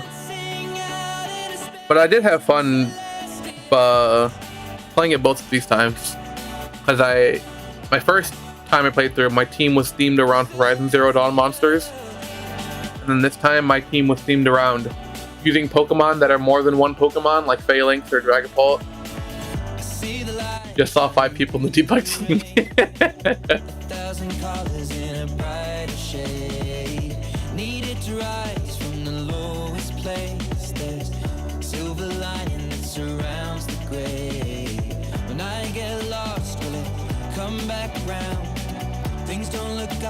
Let's see.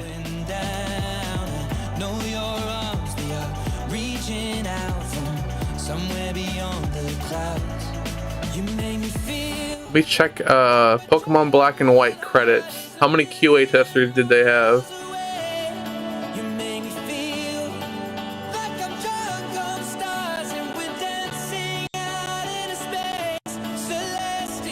Debug management.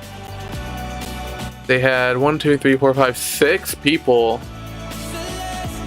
And then Mario Club, which is a debugging subsidiary under Nintendo licensing division. So they had 6 people, and they had a whole other team debug Black and White.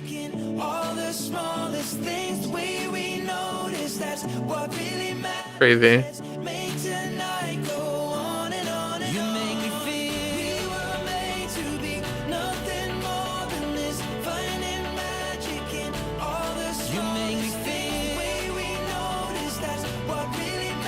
Alright. Alright, well, we don't need to hear Ed Sheeran. Oh yeah, and then the credits just become black screen, which, like, you know, it makes sense, but...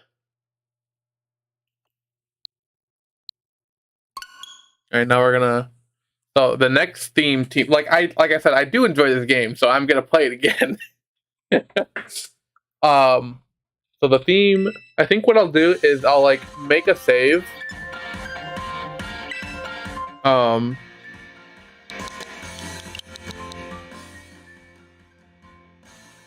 do I name this? I don't know. Doesn't matter. I'll change it later.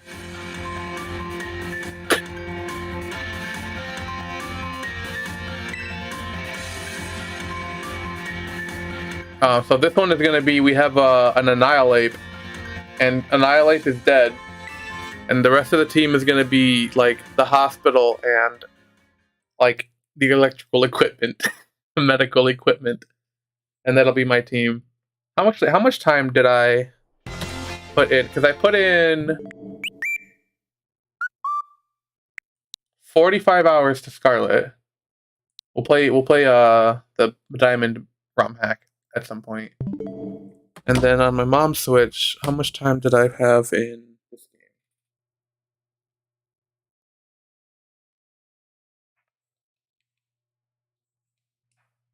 20. I think I can do 10 or 15 hours to do another run.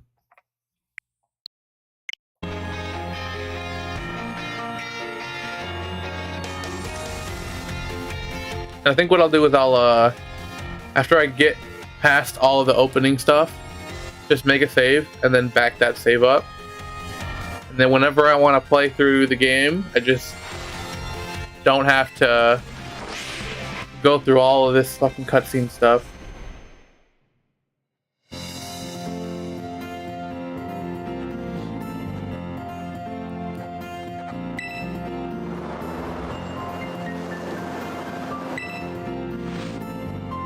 How long has it been? 2 hours? Oh yeah, and then at the end of the credits, you get a picture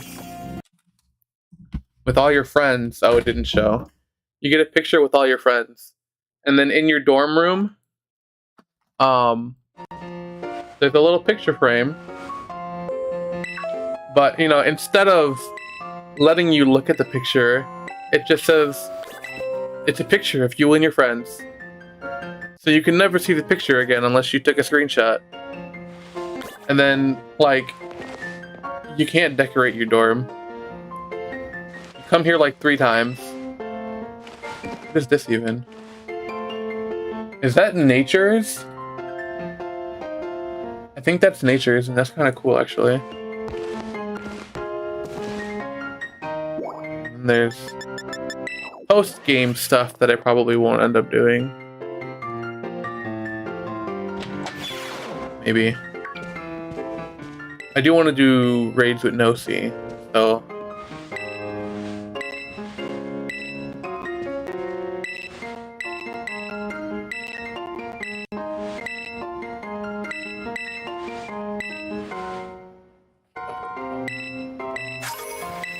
Oh yeah, Master Ball, yay!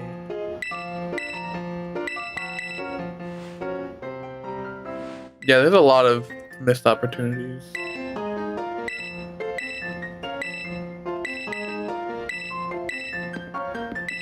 It's a good game, it's just disappointing a lot. Ever bring back the secret base? So, in BDSP, they had secret bases, but they removed the secret bases and you couldn't do anything aside from put statues in there to influence the Pokemon that would spawn in the underground. Because they added that Pokemon would spawn in the underground. So there was no actual base to decorate. Like, actual decoration.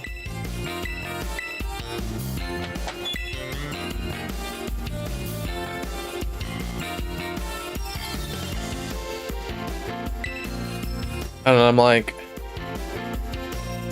why? BDSP was really bad too. They legitimately, they copy pasted Diamond to Platinum, put it on the Switch, and then made it 3D and changed a couple of things. All of the underlying, like, shit is Diamond and Pearl, including all of the bugs that were in Diamond and Pearl. Now, Pursuit is not in the game, so you can't make Acid Rain happen. But if it was in the game, Acid Rain would be in the game. And then there's, of course, a lot of issues stemming from the fact that they took a 2D game and added omnidirectional movement and didn't change anything to account for the fact that you have omnidirectional movement. So you can clip through shit. You can get yourself soft-locked in puzzles that you wouldn't have gotten soft-locked on the DS.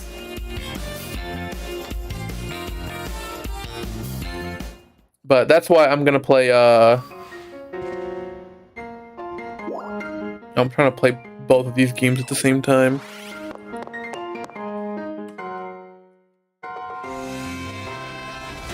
If I had 2 capture cards, I could put them both on the screen.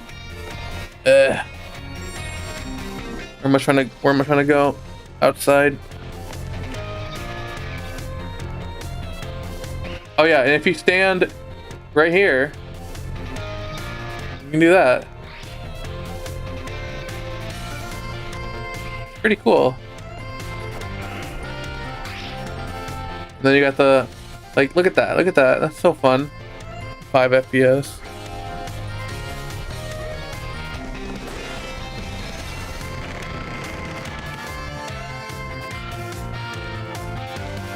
A video on calculator error in BDSP. Is it exclusive to BDSP? Or you mean like the calculator app on the Poketch? Or like damage calc? Because I know that I think all of the Pokemon games have, you know, you can roll over damage. It's just easier in some games because, you know, you have all the different damage options. Where am I going? Oh yeah, I gotta refight the gym leaders. And then there's Oh yeah, and another thing that makes me upset about this game is because there's no like battle tower facility, the only double battles in the entire game are the ghost gym. So you get 3 before you fight the gym leader, then the gym leader itself, then the gym leader rematch. So there are 4 double battles in this entire game, and you can't replay any of them.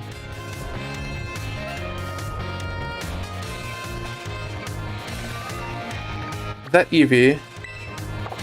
It's Eevee. Where do I even want to go? I'll just go over here. Calculator app in the Poketch, exclusive to BDSP with the improper handling of comma period for decimals in European regions. Oh my god. Oh! I think I saw a video for that on my feed, but I didn't click it because I didn't really know what it was in reference to. So I'll have to watch that.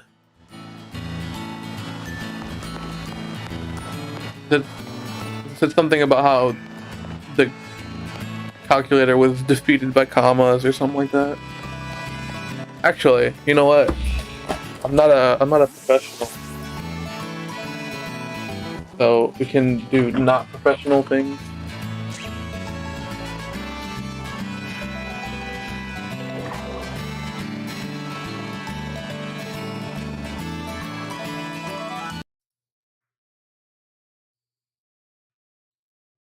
Okay, maybe it wasn't this one.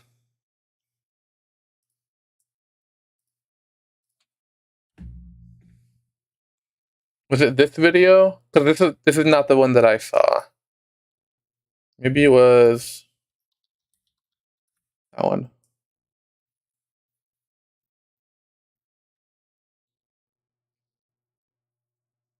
Maybe it was that one. I don't know. We'll just watch this one. And let me turn this game sound down so I don't have to listen to this.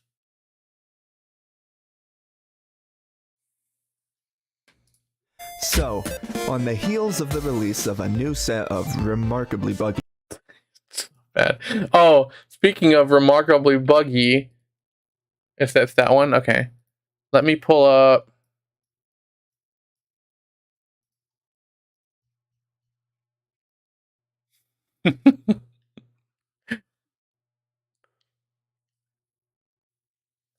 This is this video about the 1.0 patch. And, you know, the fact that it exists.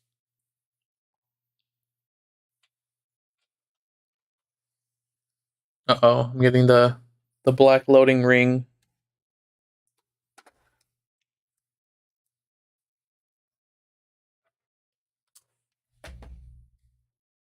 You don't have to see it. Then you're good to go. All players must be using the same version of the software to play together. Please make sure you have the same update version. Debug fixes have been made. Here we go. Champion in the Victory Road path, and other select bug fixes have been made. It's unclear if they decided to fix the frame rate issues or the slowdown issues or those issues affecting water or trees or grass or the earth or spawn rates or encounters or mass outbreaks or the camera issues or when the camera issues pan into the ground or the fact that you can pan the camera inside of buildings and everything else. The issues with players falling into the floor. The issue with the models not being able to properly traverse the world. The glitches involve duplicating items. The glitches involve duplicating Pokemon. The glitches involve duplicating your ride Pokemon. The error in the code affecting Fluttermane to only spawn in a shiny form during the day. The issue in the code affecting shiny Pokemon to spawn outside of towns that can be manipulated. You know what? I'm just gonna stop listing all. It's really funny. My favorite part was when he was like, the grass and the trees and the water and the earth, and I just thought that's so fucking funny. But yeah, let's learn about the calculator. So, on the heels of the release of a new set of remarkably buggy Pokemon games, Matt Parker just recently released a video on his second channel about the weirdly broken calculator app in Pokemon... Oh, wait, okay, interesting. I'm gonna actually see if I can turn this up a little bit. And have my computer... Brilliant Diamond and Shining Pearl. You can see here, it just straight up gives you the wrong answer sometimes, along Divided by with all 4. sorts of other buggy behavior. But these bugs depend on the region Oh, your Switch is nice. set to. So in the US and Japan, works fine. Yeah, how Commas broke the Pokemon calculator with fixed an exchange rate. Yeah, that's the one that I saw. I didn't watch it though. Basically speculate about why all this weirdness is happening. And they disclaim that they don't actually know what language this game was written in. They don't have access to the code or anything like that. So all of their theories are just that. Pure conjecture, educated guesses, so on and so forth. And that's the part that nerd sniped me. Because, of course, we do know what language Brilliant Diamond and Shining Pearl were written in. They're quite famously Unity games. Yeah, which is why, like, it's so easy to mod those games, and why Project Luminescent is doing such amazing things. I'm so excited to play that. It's in beta 2.0 right now. It's been beta 2.0 for a few months, and I was gonna play it today, but then somebody posted a thing where they fixed a bunch of sprites, and I'm like, might as well wait. But yeah, like, the fact that the games are in Unity, beautiful for modders. You can do so much shit because it's so easy. In C#. And Unity games, really C# apps in general, are notoriously easy to reverse engineer. Yeah. How could I resist getting to the bottom of this bug? Now before we go any further, this video is not meant to be a tutorial about reverse engineering Switch games. I am definitely not the person to make that tutorial. This is my first time doing anything like this. But I did want to at least share a high-level overview of the process. I wonder if I can do it. So if you're interested, stick around. Otherwise, there are timestamps in the description. You can skip ahead to when we're talking about the actual calculator. Anyway, getting back. Just as an example, let's grab any random Unity game from my Steam library. Can't go wrong with Neon White. And we can see if we browse that game's files on my SSD, we find this file called assemblyc#.dll. Now that's the file that actually contains the game's code. It's in the Common Intermediate Language. If you know Java, you can think of it as just Java bytecode. And we can open that DLL in an IDE, say There we go. Writer, and we can actually browse Neon White's source code. Now, it's not going to be the original source code, whatever they check into their Git repo. Yeah, Nintendo will probably. We've got class names, method names. Well, actually, I mean, like, because they went after, I know, Plutonium, but Plutonium was like a ground up thingy. So I don't know if they've actually ever done anything about ROM hacks. And I wonder if I can make this dark in the background, because now it's kind of bugging me. I've been wanting to do that for a while, but then I just didn't. Can I do that?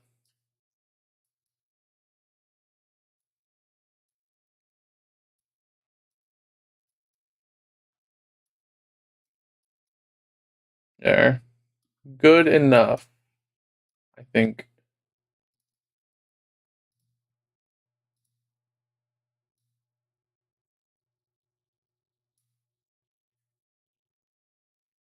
A little bit better, slightly.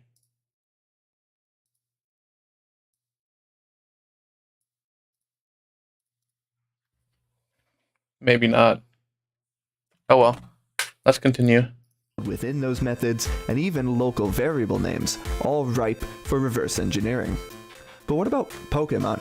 I can't just browse these files on my computer. Well, Or can you? We need to get our hands on a dump of Pokemon Brilliant Diamond or Shining Pearl.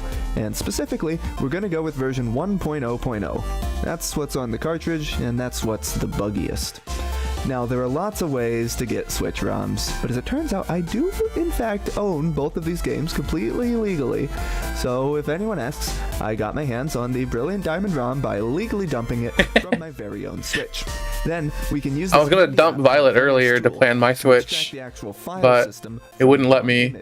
And if we browse that file system, we see a lot of what we expect.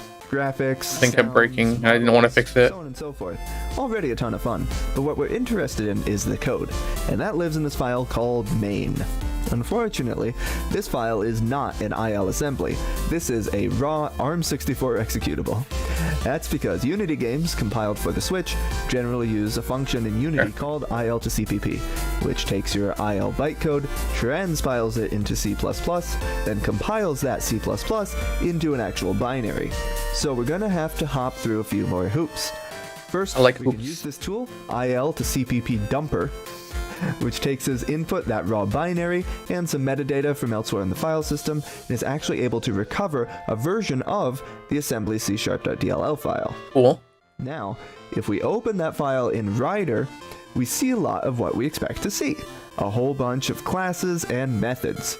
And as someone who has spent too much of his life reading reverse-engineered Pokemon source code recently, this is a veritable treasure trove of information. But right now, like when I would do Etrian Odyssey stuff, is the calculator app. and then there would be someone like in the help channel asking for help, and I'm like, man, I know so much shit. PokeEdgeAppCalc.cs. Looking through that file, again, we see a lot of what we expect. We've got fields There's like things in my brain. calc mode, and methods like input numeric and input digit point. This sure looks like a class that would define a calculator, but what's missing here is the actual source code. See, this assembly C#.dll file is really just a dummy. It's basically a header file. Yeah, and you gotta go find, Code, we'll need a disassembly. And since I don't want to pay for IDA, we'll have to go with the next best thing. Ghidra, an open source disassembler developed by say, neat. in combination with Ghidra Switch Loader. I like that logo. Ghidra that allows it to understand Switch binary files. So we import the binary into Ghidra. We see it's already detected as a Nintendo Switch binary. Once the import is done, we open it in the disassembler. Ghidra's going to offer to analyze it for us, but this is a huge binary. It's over 30 megabytes, so it's going to take too long. So let's decline for now. Then if we head back to the output of the IL to CPP dumper, we find there, aside from the DLL, we have some header files, some JSON files, and some Python scripts. Those are what we'll need.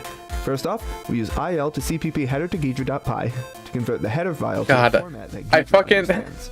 Over in Ghidra then, when you gotta go through 6 different programs to, oh my god, when we were working on like all the edits for EO and decompiling and getting all the tables together, it was a pain. This is a lot worse than what we did, but it was still like, Christ, you gotta do so much shit to be able to do anything. C# header files, which should make reverse engineering a lot easier. First, I can only imagine what Carr and Rhea and Araxor had to go through. Then we can select all of the functions with that prefix and ask Ghidra to disassemble them. Then if we head into one of those functions, say that's saved. Now I'll back up this save. Our disassembly and our decompilation. And yeah, it's still not great. We've got method and field names, but, you know, it's still C# code that's been compiled, transpiled, compiled again, and finally decompiled. It's not going to be pleasant to read, and we don't have any local variable names to work with. But we do at least know where to look now. We have actually maybe I don't sensible code structure to study, and we can even see some maybe API just pick calls. a starter. We've got calls to methods like system.string.equality, unityengine.setEnable. Just go through all the school shit. Update number image. So from here, I think that's what I'll do. Study this code and try to recreate it in C#. And well, that's exactly what I did. I went function learning all this shit line is by line and created what I think to be a perfect recreation of the PokeEdge calculator app, bugs and all. Like I want to, but it takes time. It takes a lot of brain power, that we can and I want to click buttons. So with all of that work finally done, we can play with the calculator some. I think I It pick should match the functionality of the calculator in the game exactly. Although if you're following along at home, keep in mind that I am using I picked this one because 1.0 of the game for this. They have actually released some oh wait, no, it doesn't matter. later in the interim. Also, if you're following along at home and you want to try I haven't picked that one yet. yourself, I have a link to my demo and source code in the description, so pause now if you care to noodle that over. Noodle. Anyway, the basic functionality works as expected. 2 plus 2 does indeed equal 4. 3.14159 times 2 equals 6.28 and so forth. We can divide no problem. 5 divided by 2 Okay. is 2.5. Fair enough. 7 divided by 3 gives us a nice repeating decimal. Seems like a reasonably functional calculator. Already though, we can see some things that behave maybe not how we would expect a calculator to behave. For example, after we input a number, pick an operation, and then enter the next number, we can just kind of change. Yeah, I found that funny. Calculation. Or if we try, say, 10 divided by 0, the answer is 10? And suppose we click the dot button twice. Well, then the entire calculator just locks up. It stops responding to any inputs until we hit the clear button. So, it's definitely a quirky calculator, but I wouldn't describe it as fundamentally broken. But let's try again, this time setting our switch's language to German. And this time, if we boot up the Taschenrechner in Pokemon Holy shit. That's funny. I like that. But trying to say 5 divided by 2 gets us 002. 7 over 3 is 3, apparently. Now let's try pi. 3.1. Doesn't like decimals, apparently. Oh, what the fuck? Multiply that by 2. Well, it's the right answer. What the hell? Now let's try typing 123.123. Well, it gets it right in the end, I guess. Okay, the last thing, let's try typing 1.2.3. Total nonsense that, and it seems to have given up on us, but let's try multiplying that by 2, and what do you know, it's 246. This is wild. Okay, what's going on here? Well, as Matt correctly speculated, it all has to do with number locales. Many places like the US, UK, Japan use a dot to separate decimal numbers, with a comma for the thousands separator. But many places like Germany, France, Spain do the opposite. They have a comma for the decimal and dots to separate the thousands.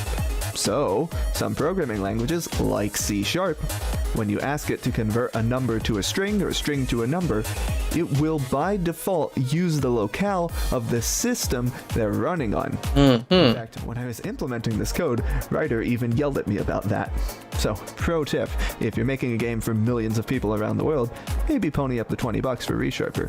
Anyway, Matt was right about the root cause. Nintendo would never. The of the bug are very slightly different from how he speculated, so let's break it down. First, what happens when you type in 5 divided by 2 and you get 002? So things mostly work as you'd expect. You type 5 and you can see this dispnum string variable updates to 5. Then we hit the divide button, the 5 moves into current num, and the calc mode becomes divide. We type 2, it goes into dispnum string, right, and then we hit equals and it does the division. And you can see 2, here the right 5 answer ends up in dispnum string. It's 2.5. Just with a comma instead of a dot. So the issue happens here in input equals. You can see here they assign dispnum string to current num.toString. Now I've passed in a specific locale here to let us see the different behavior, but in the original game, this method call was unqualified, which results in 2, 5 in the German locale. But why does that display as 002? Well, let's head into the update number image method to see what's happening. The very first thing this method does is try to parse the number into a decimal object using decimal.tryParse with the current locale. Of course, that succeeds, and we get 2.5 as we'd expect, since the locales match. Right. We're passing in 2, 5, and that's what it expects. Next, there's some logic for handling negatives, but then we try to split the number into its decimal and integer parts, and this is where things start to go wrong. So, they try to find the index of the decimal point by calling index of with a literal. Oh my god! This fails. It gets the comma. For all this logic that's supposed to handle a decimal number. That's wild. That the integer part is the literal string 2, 5, while the decimal part remains the empty string. We again end up skipping over all this logic that's supposed to handle the decimal and end up at this method called setNumImage. This is what actually updates the calculator's display. This method takes 3 parameters: the number to display, the number of digits in that number, and the offset from the right to display that number at. Now normally this method would get called twice, first to render the decimal digits and then to render the integer part, but here we're calling it just once. And notice we pass in not the string 2, 5, but the number that we successfully parsed from before, 2.5, cast to an int, which ends up being the number 2. However, for the number of digits parameter, we do use the 2, 5 string. Why? Why would you do it like that? 3. So, what's happening inside this method? Basically, a whole bunch of maths. We've got a do while loop that repeats the number of times you passed in for the number of digits, so 3. Each loop, it divides the number you specified by consecutive powers of 10, so 1, 10, 100, grabs the least significant digit, that is to say, the rightmost, and renders it to the display. So you can probably see where this is going now. We start with a 2, render a 2, divide that by 10, convert it to an int, and we get 0, render that 0, divide by 100, we still get 0, so we render that second 0, and then finish the loop. Crazy. 002. Okay, let's work through one more example. What's happening when you type a number like 12.345? Yeah, what the fuck is going on with It that? ends up showing 45.345. So 1, 2, and even the decimal all work fine, it seems. We can see disp num string and parsed number are both what we'd expect. Because of the decimal. After all, clicking the dot Right, button and then it's is trying to not convert. locale specific. That always just puts a literal dot character into disp num string. But what happens now when Comma. we type 3? Let's take a look in input numeric, skipping over all the irrelevant logic for now, and we find exactly what you'd expect. We take disp num string and concatenate it with the number we just typed. No locale weirdness going on here. Okay. And indeed, we can see the value of disp num string is as we'd expect. So again, something's going wrong in update number image. So like before, we try to parse disp num string, and it succeeds, but not the way you'd expect. This time, the locales don't match. So when we parse the string 12.3, decimal.tryparse sees that dot as a thousands separator and happily ignores it. We can see Beautiful. the result of this parse is the number 123. Now, we get to the logic for handling decimals, and indeed, this number has a dot. So we grab the index of that dot, it's 2, 0, 1, 2, and there's a lot of weird compiler output logic here, but the end result is that it does successfully split the string into the integer part, 1, 2, and the decimal part, 3. So we have a decimal part this time, so we parse that number, 3, into an int, and pass it to setNumImage. There's no locale weirdness going on here, so it does successfully draw a 3 in the calculator's display. But now it's time to render the integer part. So far we've just been rendering things aligned to the right, but for the integer part we need to make sure that we render it to the left of the decimal. So we calculate the integer offset by adding 1 to the decimal position, and now we call setNumImage.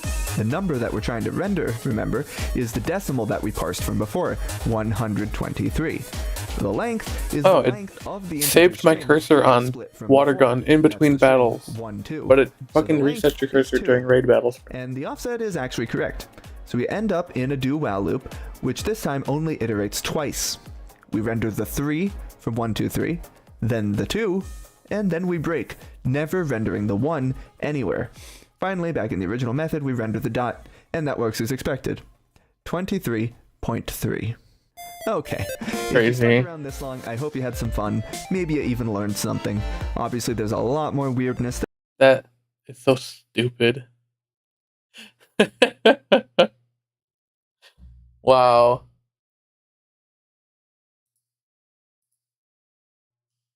Let me fix this.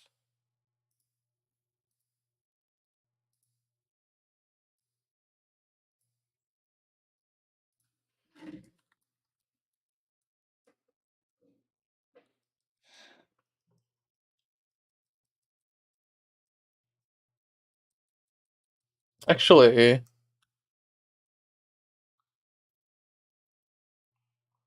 do I even want to play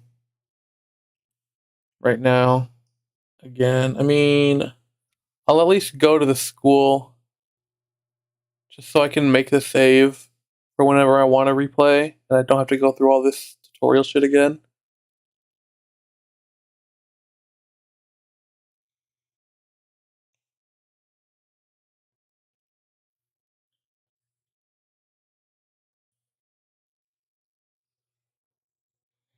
Oh, that's right. I forgot to turn the sound back on.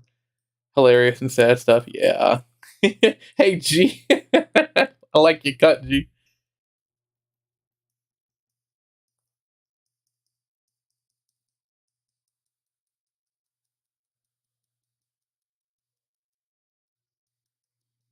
Here, let's actually.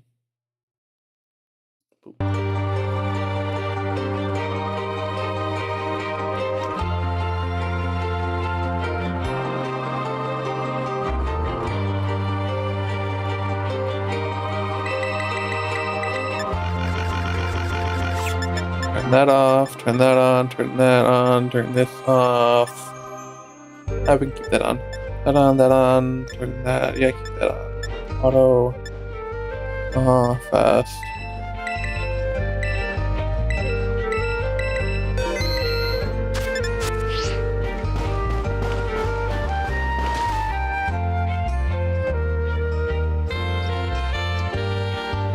So what do? I have to fight Nimona again.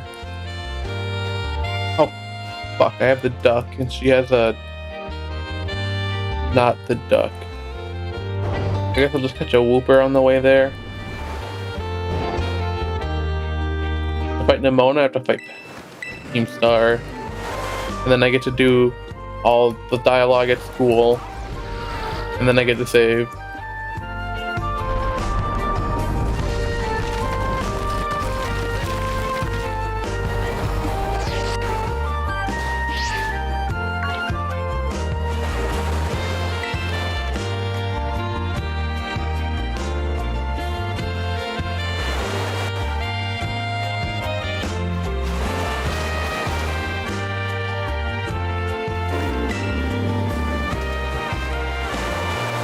And I mean, I guess I'm done with Violet, technically. I mean, I have the gym rematches. Maybe I'll move my Pokemon from Scarlet onto Violet, since that'll be like my main save file. For now, at least. The only thing that sucks is, you know, my save is on my mom's Switch. So whenever DLC comes out and I want to play with my friends, I'll have to ask her to borrow her Switch again.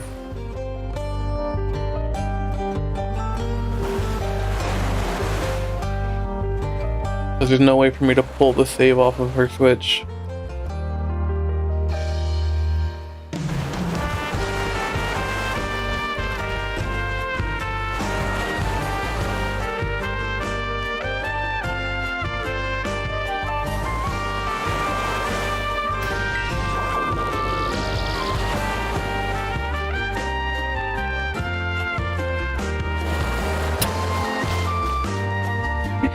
So it skips the cutscene where he goes Auga, and then it just plops him into the cave entrance. Funny. I hate this part too, because it's like, dude, just walk faster.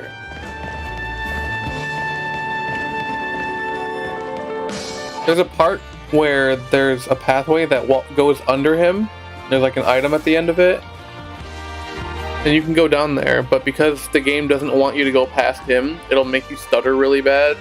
You keep running into an invisible wall. Oh my god, the text... Did you...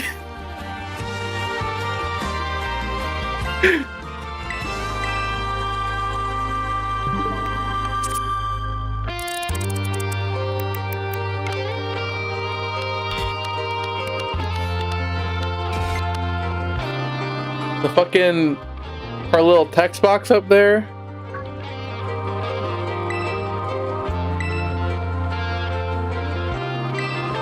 It was still there.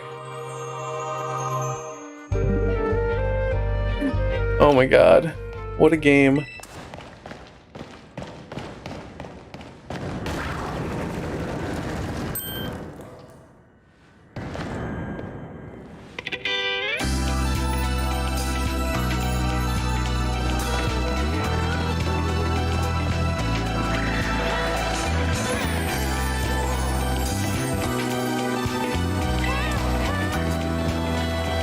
And then he stops to wait for you, but then he takes forever to move, and you can't move past him. Come on.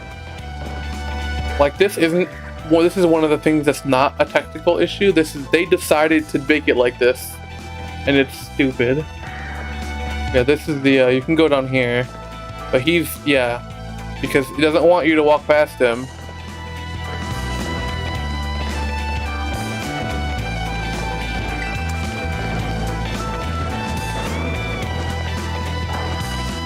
There's actually a TM in here that I didn't know was in here until I played Violet. And I don't think, yeah, it doesn't let you go over there.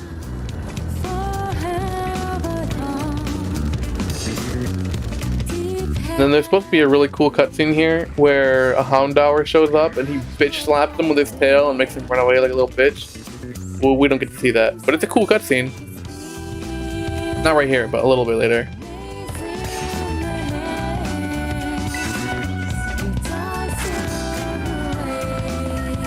They also give you so many healing items because you just pick them up randomly, so you get so many so early on. And at first I was like, wow, unbelievable that you get so many healing items so quickly. But then I was underleveled for the whole game because I didn't want to grind at all. Hello? So it was actually really nice to have all the healing items whenever I would get into a trainer fight with something 15 levels above me, and rather than, not fighting, I would fight it, and then, half my team would be dead by the time I was through the fight. It was fun. Yeah, this is the fucker that gets bitch slapped.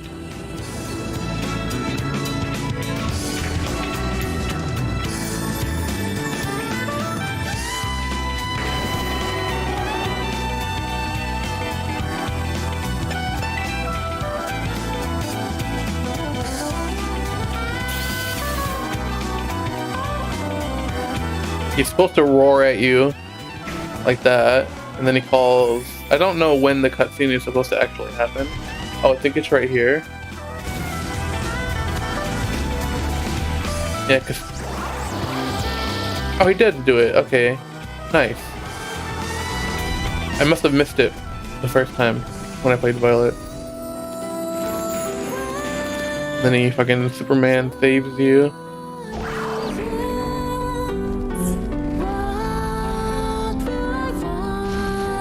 It's like, why wasn't this skipped? This is the cutscene. I think it's the... Oh, because this isn't even... I don't know.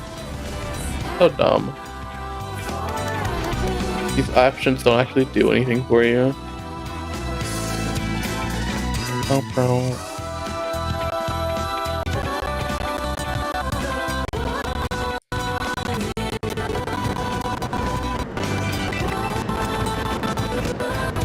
And then he gets all sloppy. I think that's the word she uses.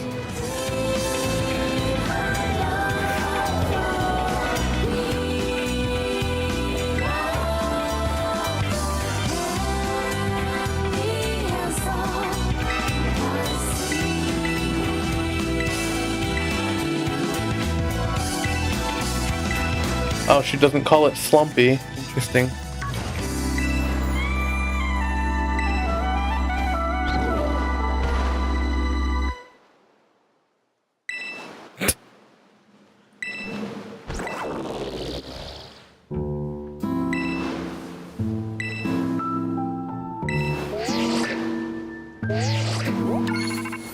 Oh, she says, if you become its trainer, let me battle it. But then you become its trainer at the end of the game and she doesn't, you don't battle.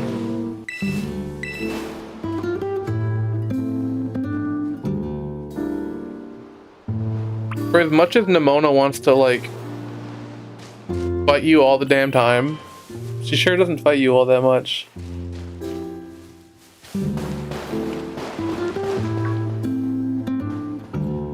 I have to fight Arvin's school vet. I forgot about that fight.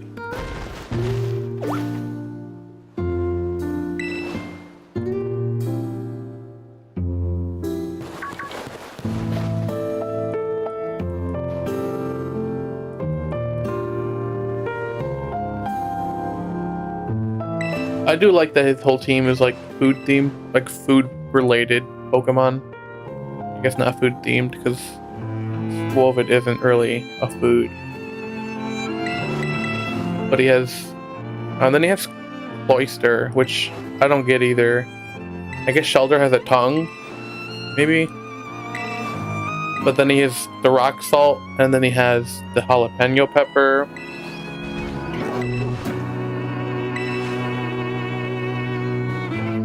Then he has his dog partner. I forget what his 6th mon is.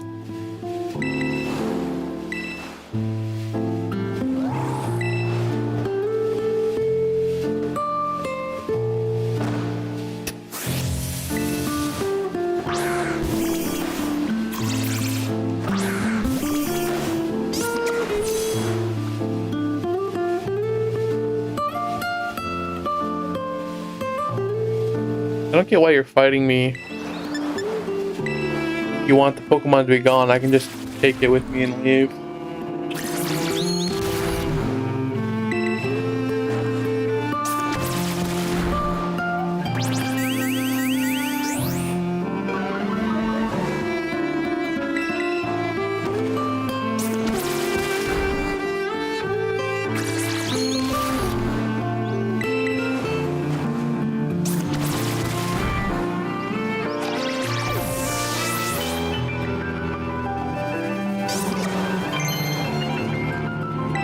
Do a workout.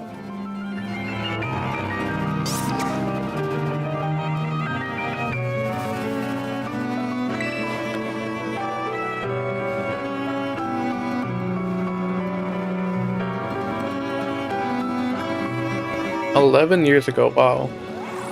Old video.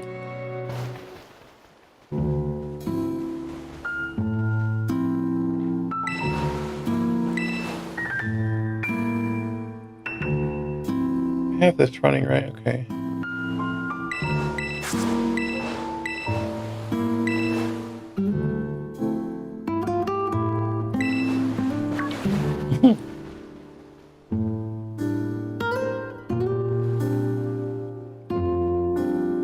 I don't know why he wanted to fight me. Just give me the ball and be on your way.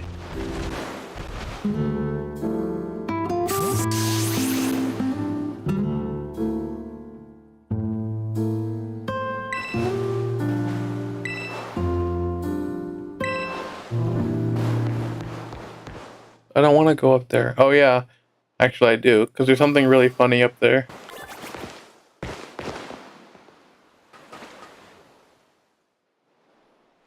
So right here, there they are. They just do that.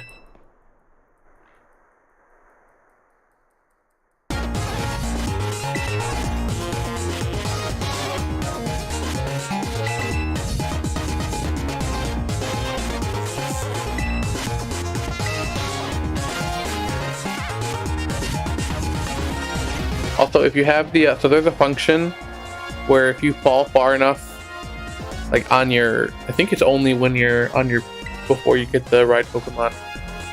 Maybe it's after, I don't know. But if you like fall off a cliff, there'll be a little thing that says press this button if you want to go back to where you were in case you like fell accidentally. So if you have that turned on, actually I can just turn it on here.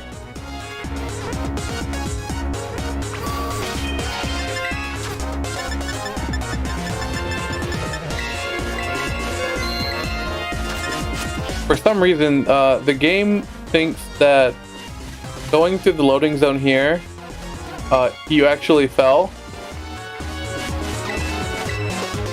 And then you can just go back up here.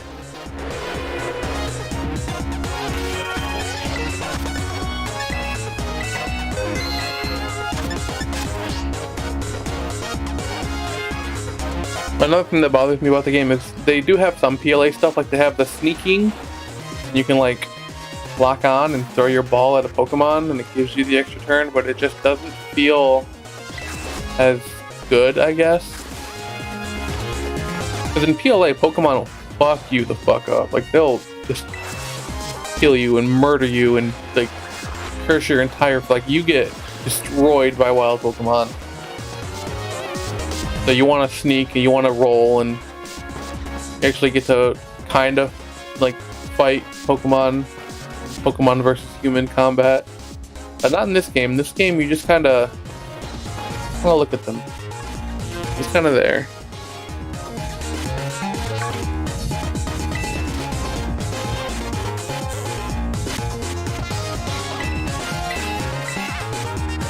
I think after I get through the opening story stuff, I'll call it a night and then I'll go get Taco Bell. I've been wanting Taco Bell for a few nights.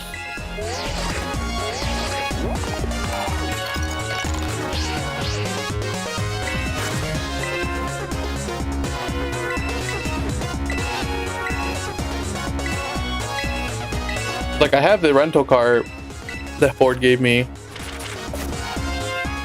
so I want to like use it and go places.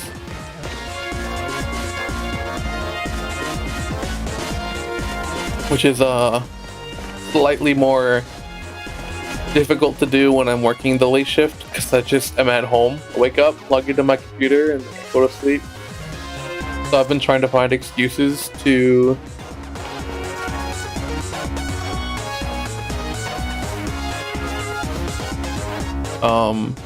go places. Oh, I need a Wooper, that's right.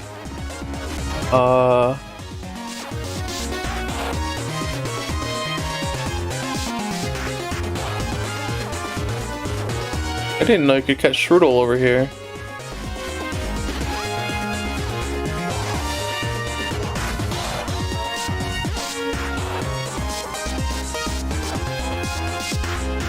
Can you not get Wooper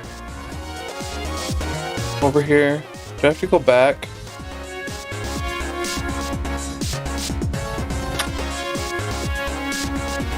What happens if I lose? Let's just find out. Late night snack, yeah. Well, I mean, I'm not gonna go to bed until like 3 or 4 in the morning anyway, because I don't work until 1 in the afternoon, and I'm working from home, so like I just wake up 10 minutes before I have to log in to work.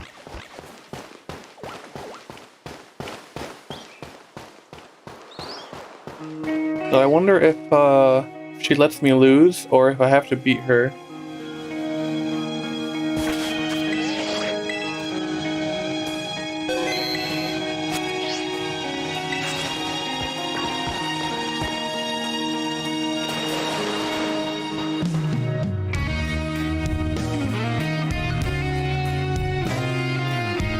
Speedrun for the game is like under 6 hours, and I want it to go faster.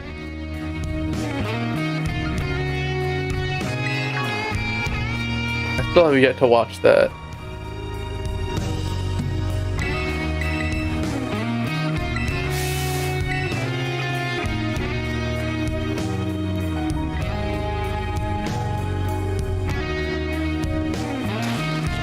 Oh, maybe she doesn't let you lose because she's right next to a Pokemon Center.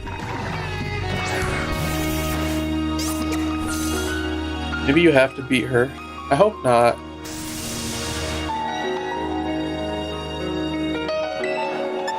Because that means I have to either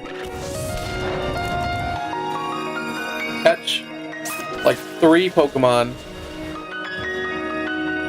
or go all the way back and catch a Wooper.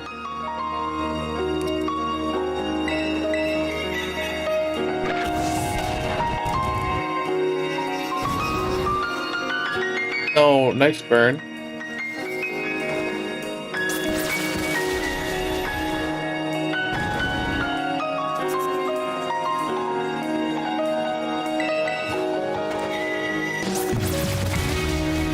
Nice crit.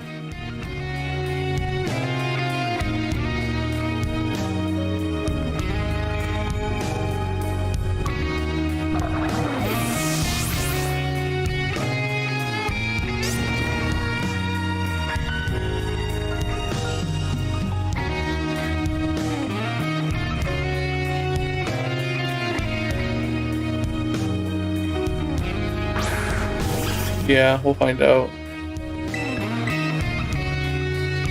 I have a feeling that I have to beat her.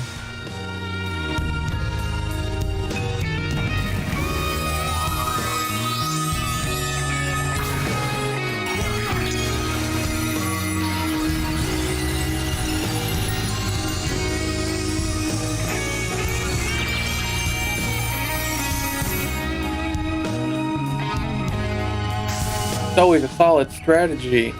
Yeah, you can't do it. Funny, because she picks the Pokemon that's weak to you because she doesn't want to have an advantage over you. But then she Terras, and you can't, and she just beats you because she has an advantage over you.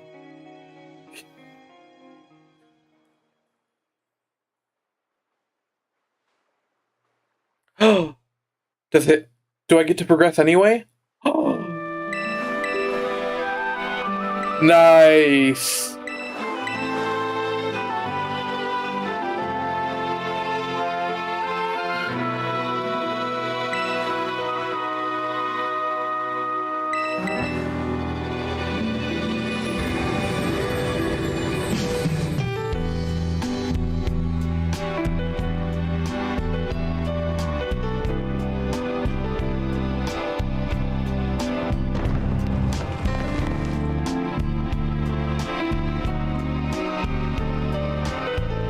Like, look at this big city. Oh, look at how much you could put in this city. And every store is a menu.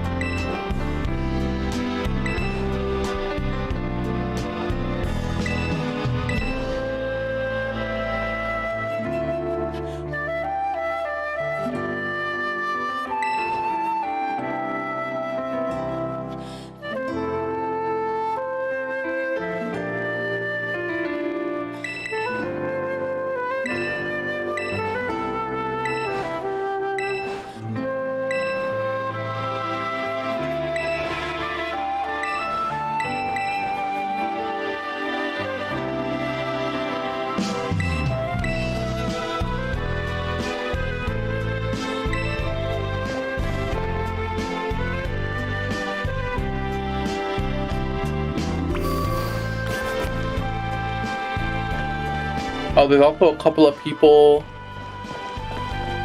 There is a gift cart on the right side of those stairs. See it? There's two people that live there. Yep. Yep.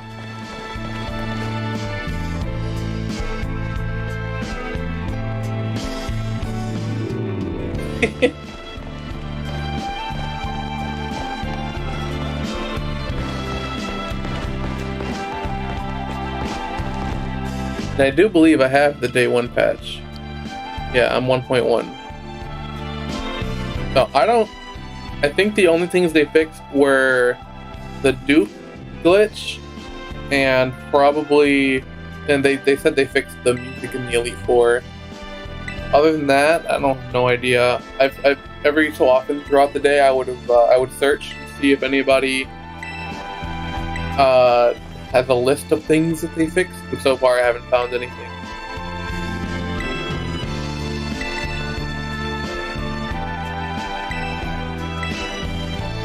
And the patch was like a gigabyte, so it was not an insignificant patch.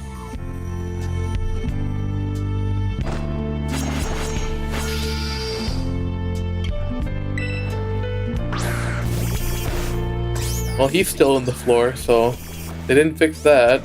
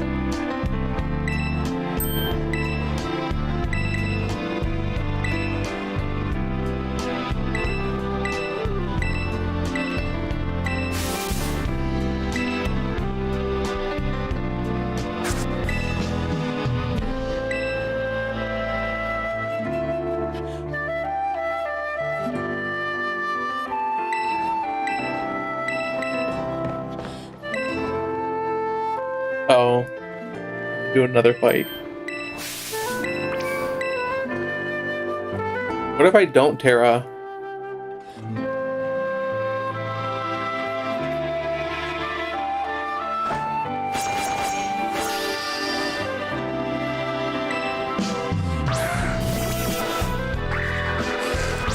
I like that cry.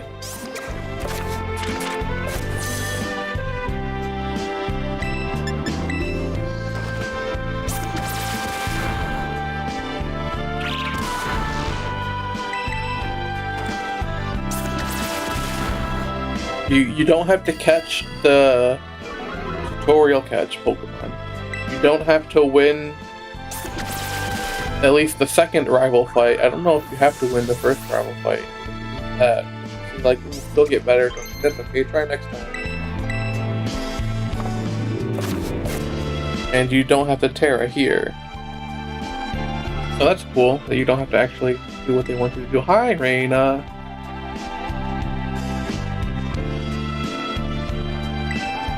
How are you doing?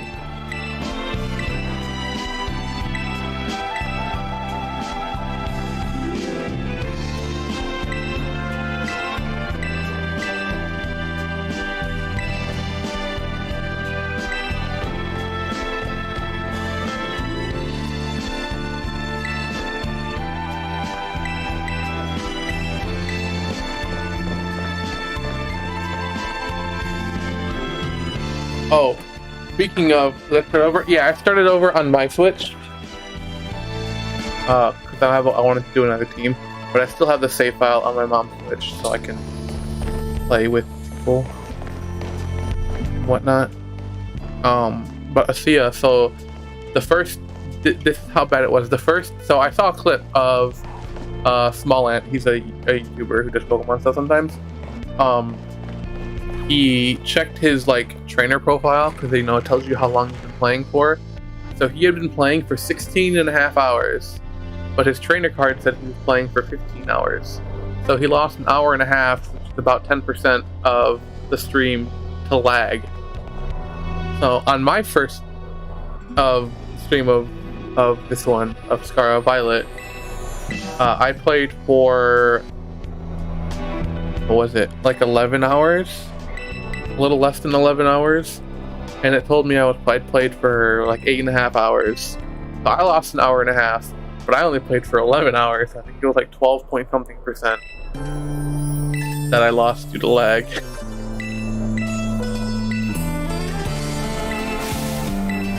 That's how bad it is.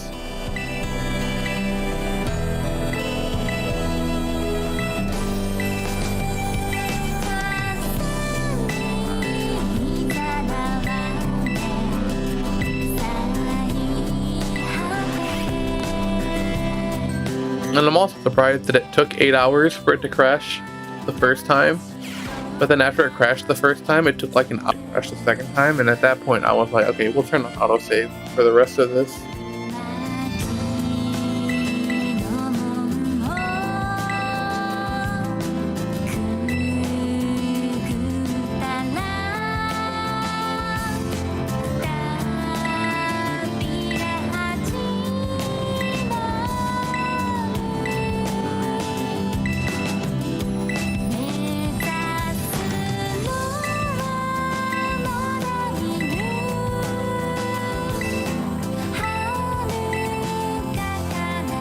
Yeah, it's kind of fucked up. I know my Scarlet time is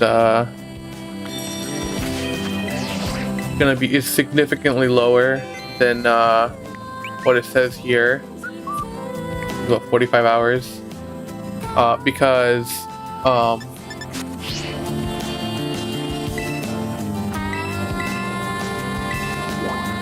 there was a lot of times where I had like, I was doing a fight and it was a long fight and I died and I redid it a couple of times because, I'm stubborn. So it would take me like an hour maybe to do a couple of fights. Like I know the Dondozo fight, the fucking fish kept fucking me up and it took me like 5 tries to kill it because I decided, alright, I'm just gonna stall him out. But there were other fights that were like that, it just took a while. So I know my Scarlet time is going to be significantly lower than what the Switch says.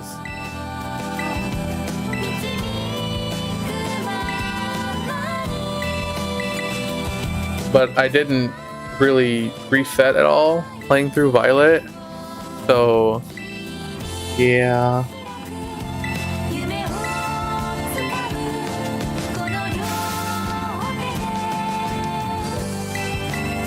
Let me check that one.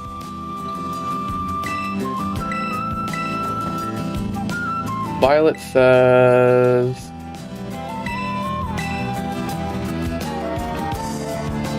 Pokedex. Trying to fucking pay attention to both of these at the same time. Violet says 22 hours and 8 minutes. And the Switch says 20 hours or more. Wow, that's useful.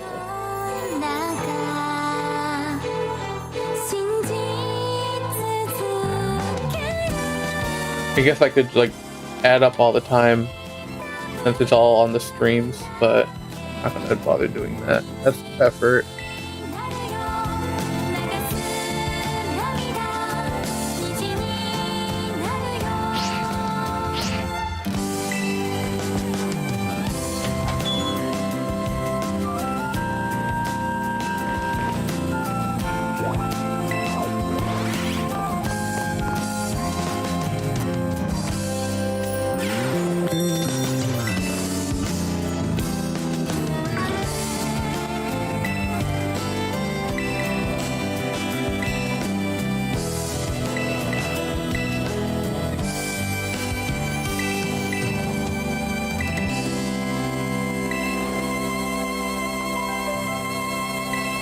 I wonder how fast I'll get through this one. I would say probably 15 hours. Since I'm not gonna run around looking for materials as much.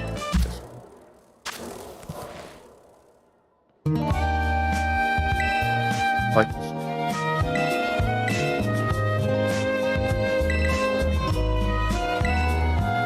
Area Zero music is nice. I don't like the way it loops.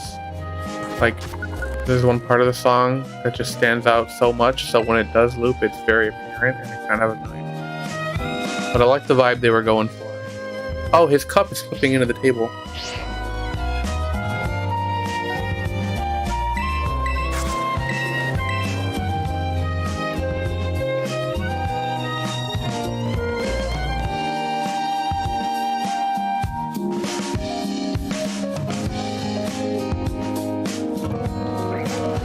Oh, that was a lot of text boxes at the same time.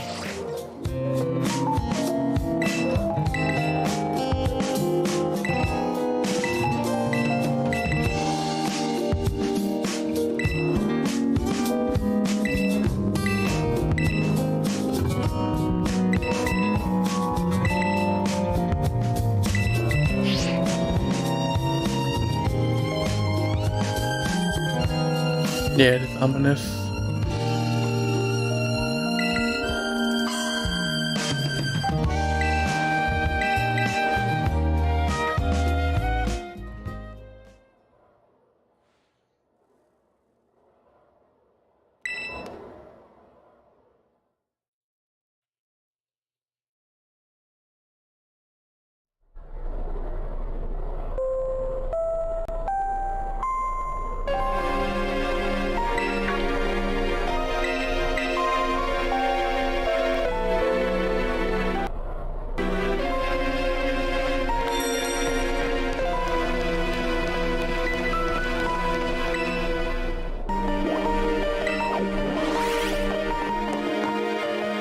I do want to replace some of the old Pokemon games. I want to play Black and White, Black 2 and White 2.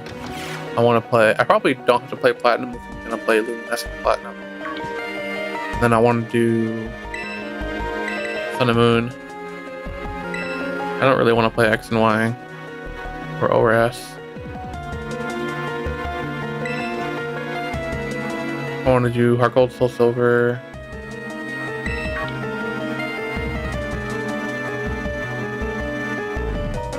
And maybe I'll do Emerald. Like a ROM hack of Emerald. And like play an updated.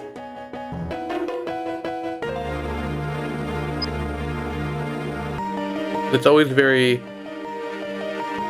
different playing a Gen 3 game when there's no special split, no physical special split. Abilities just really work the ways they do now, and like, you know, Sandstorm doesn't give rock types the Spadef boost.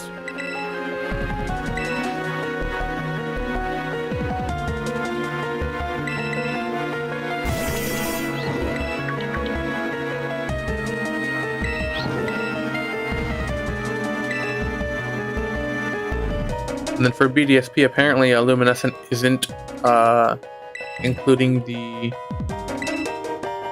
mod that replaces the chibis, so hopefully somebody else is working on that and I can add that into the Luminescent mod pack. Another thing I don't particularly like, I like when mod packs change Pokemon and make them better and make them, but then it's also like, man, now I have to remember, I have to learn all this new stuff about all these different changes. The different Pokemon get different abilities and can do different things. But I also have to remember that it's only for this game, nowhere else. It just feels bad.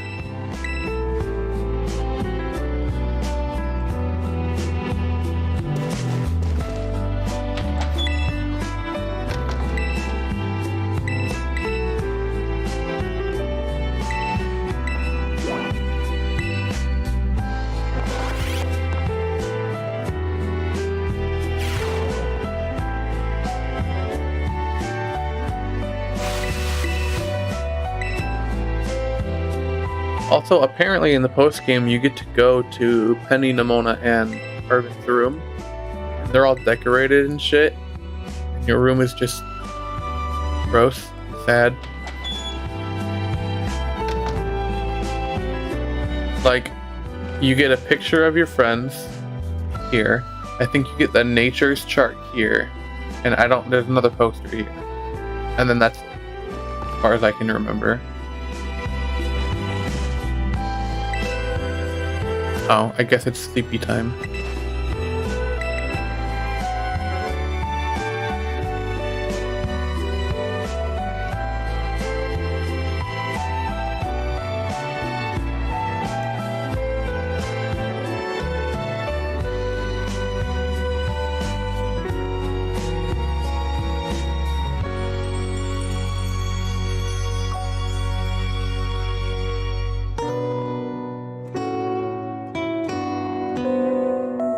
How? I have no idea. I just know that I read someone talking about how their rooms are decorated and look not decorated. Oh yeah. Wow. There's the chart I was talking about on the wall. You got books and stuff on your desk.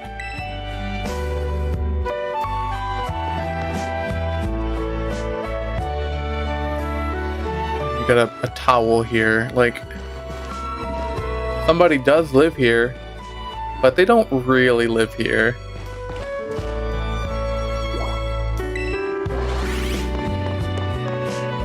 Reminds me of my friend's dad's house before we moved in. There was like barely any furniture. The fridge was always empty. He was never home. And then we moved in and we brought a bunch of furniture. Shit.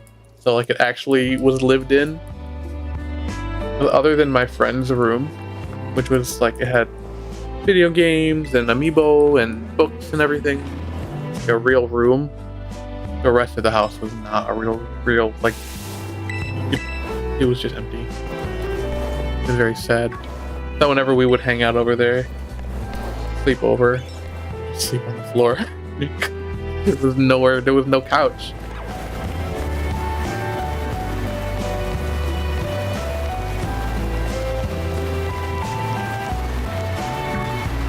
He did have a bunk bed at some point, so like I would always sleep on the top bunk, then he would sleep on the bottom because that was his bed, and then if anybody else was there, find somewhere else to sleep, I guess. I'm sleeping in the bed.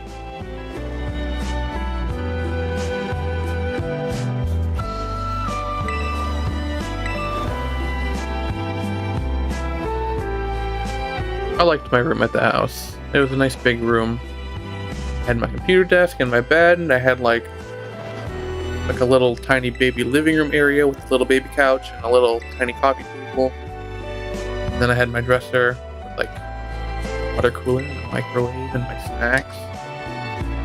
It was nice. Now I live in this tiny little baby bitch room. But soon, in a few weeks, I'll be able to.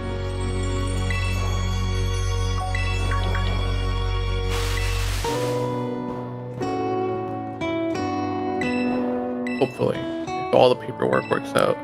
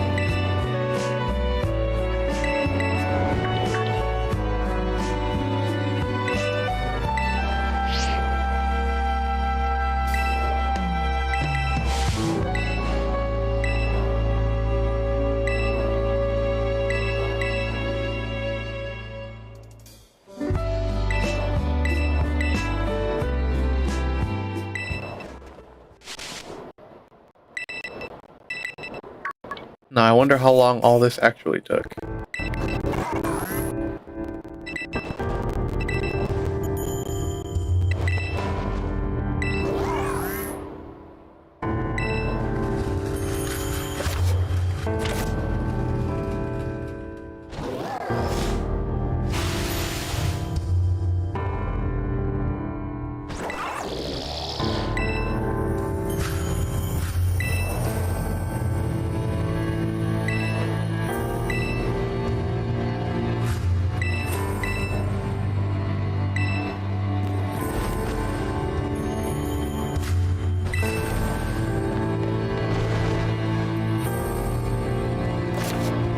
Hooray.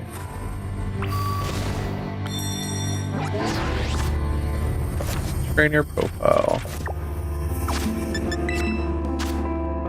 Hour and 8 minutes to get through the opening. Damn.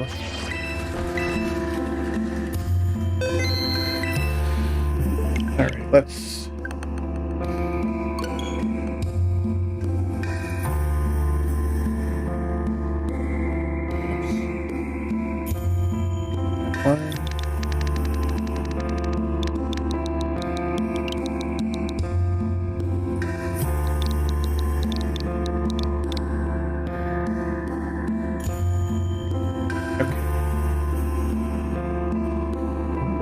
Now whenever I want to play a new party or something, I can just do that. And now it is time to go get Taco Bell. Maybe drive around for a little bit.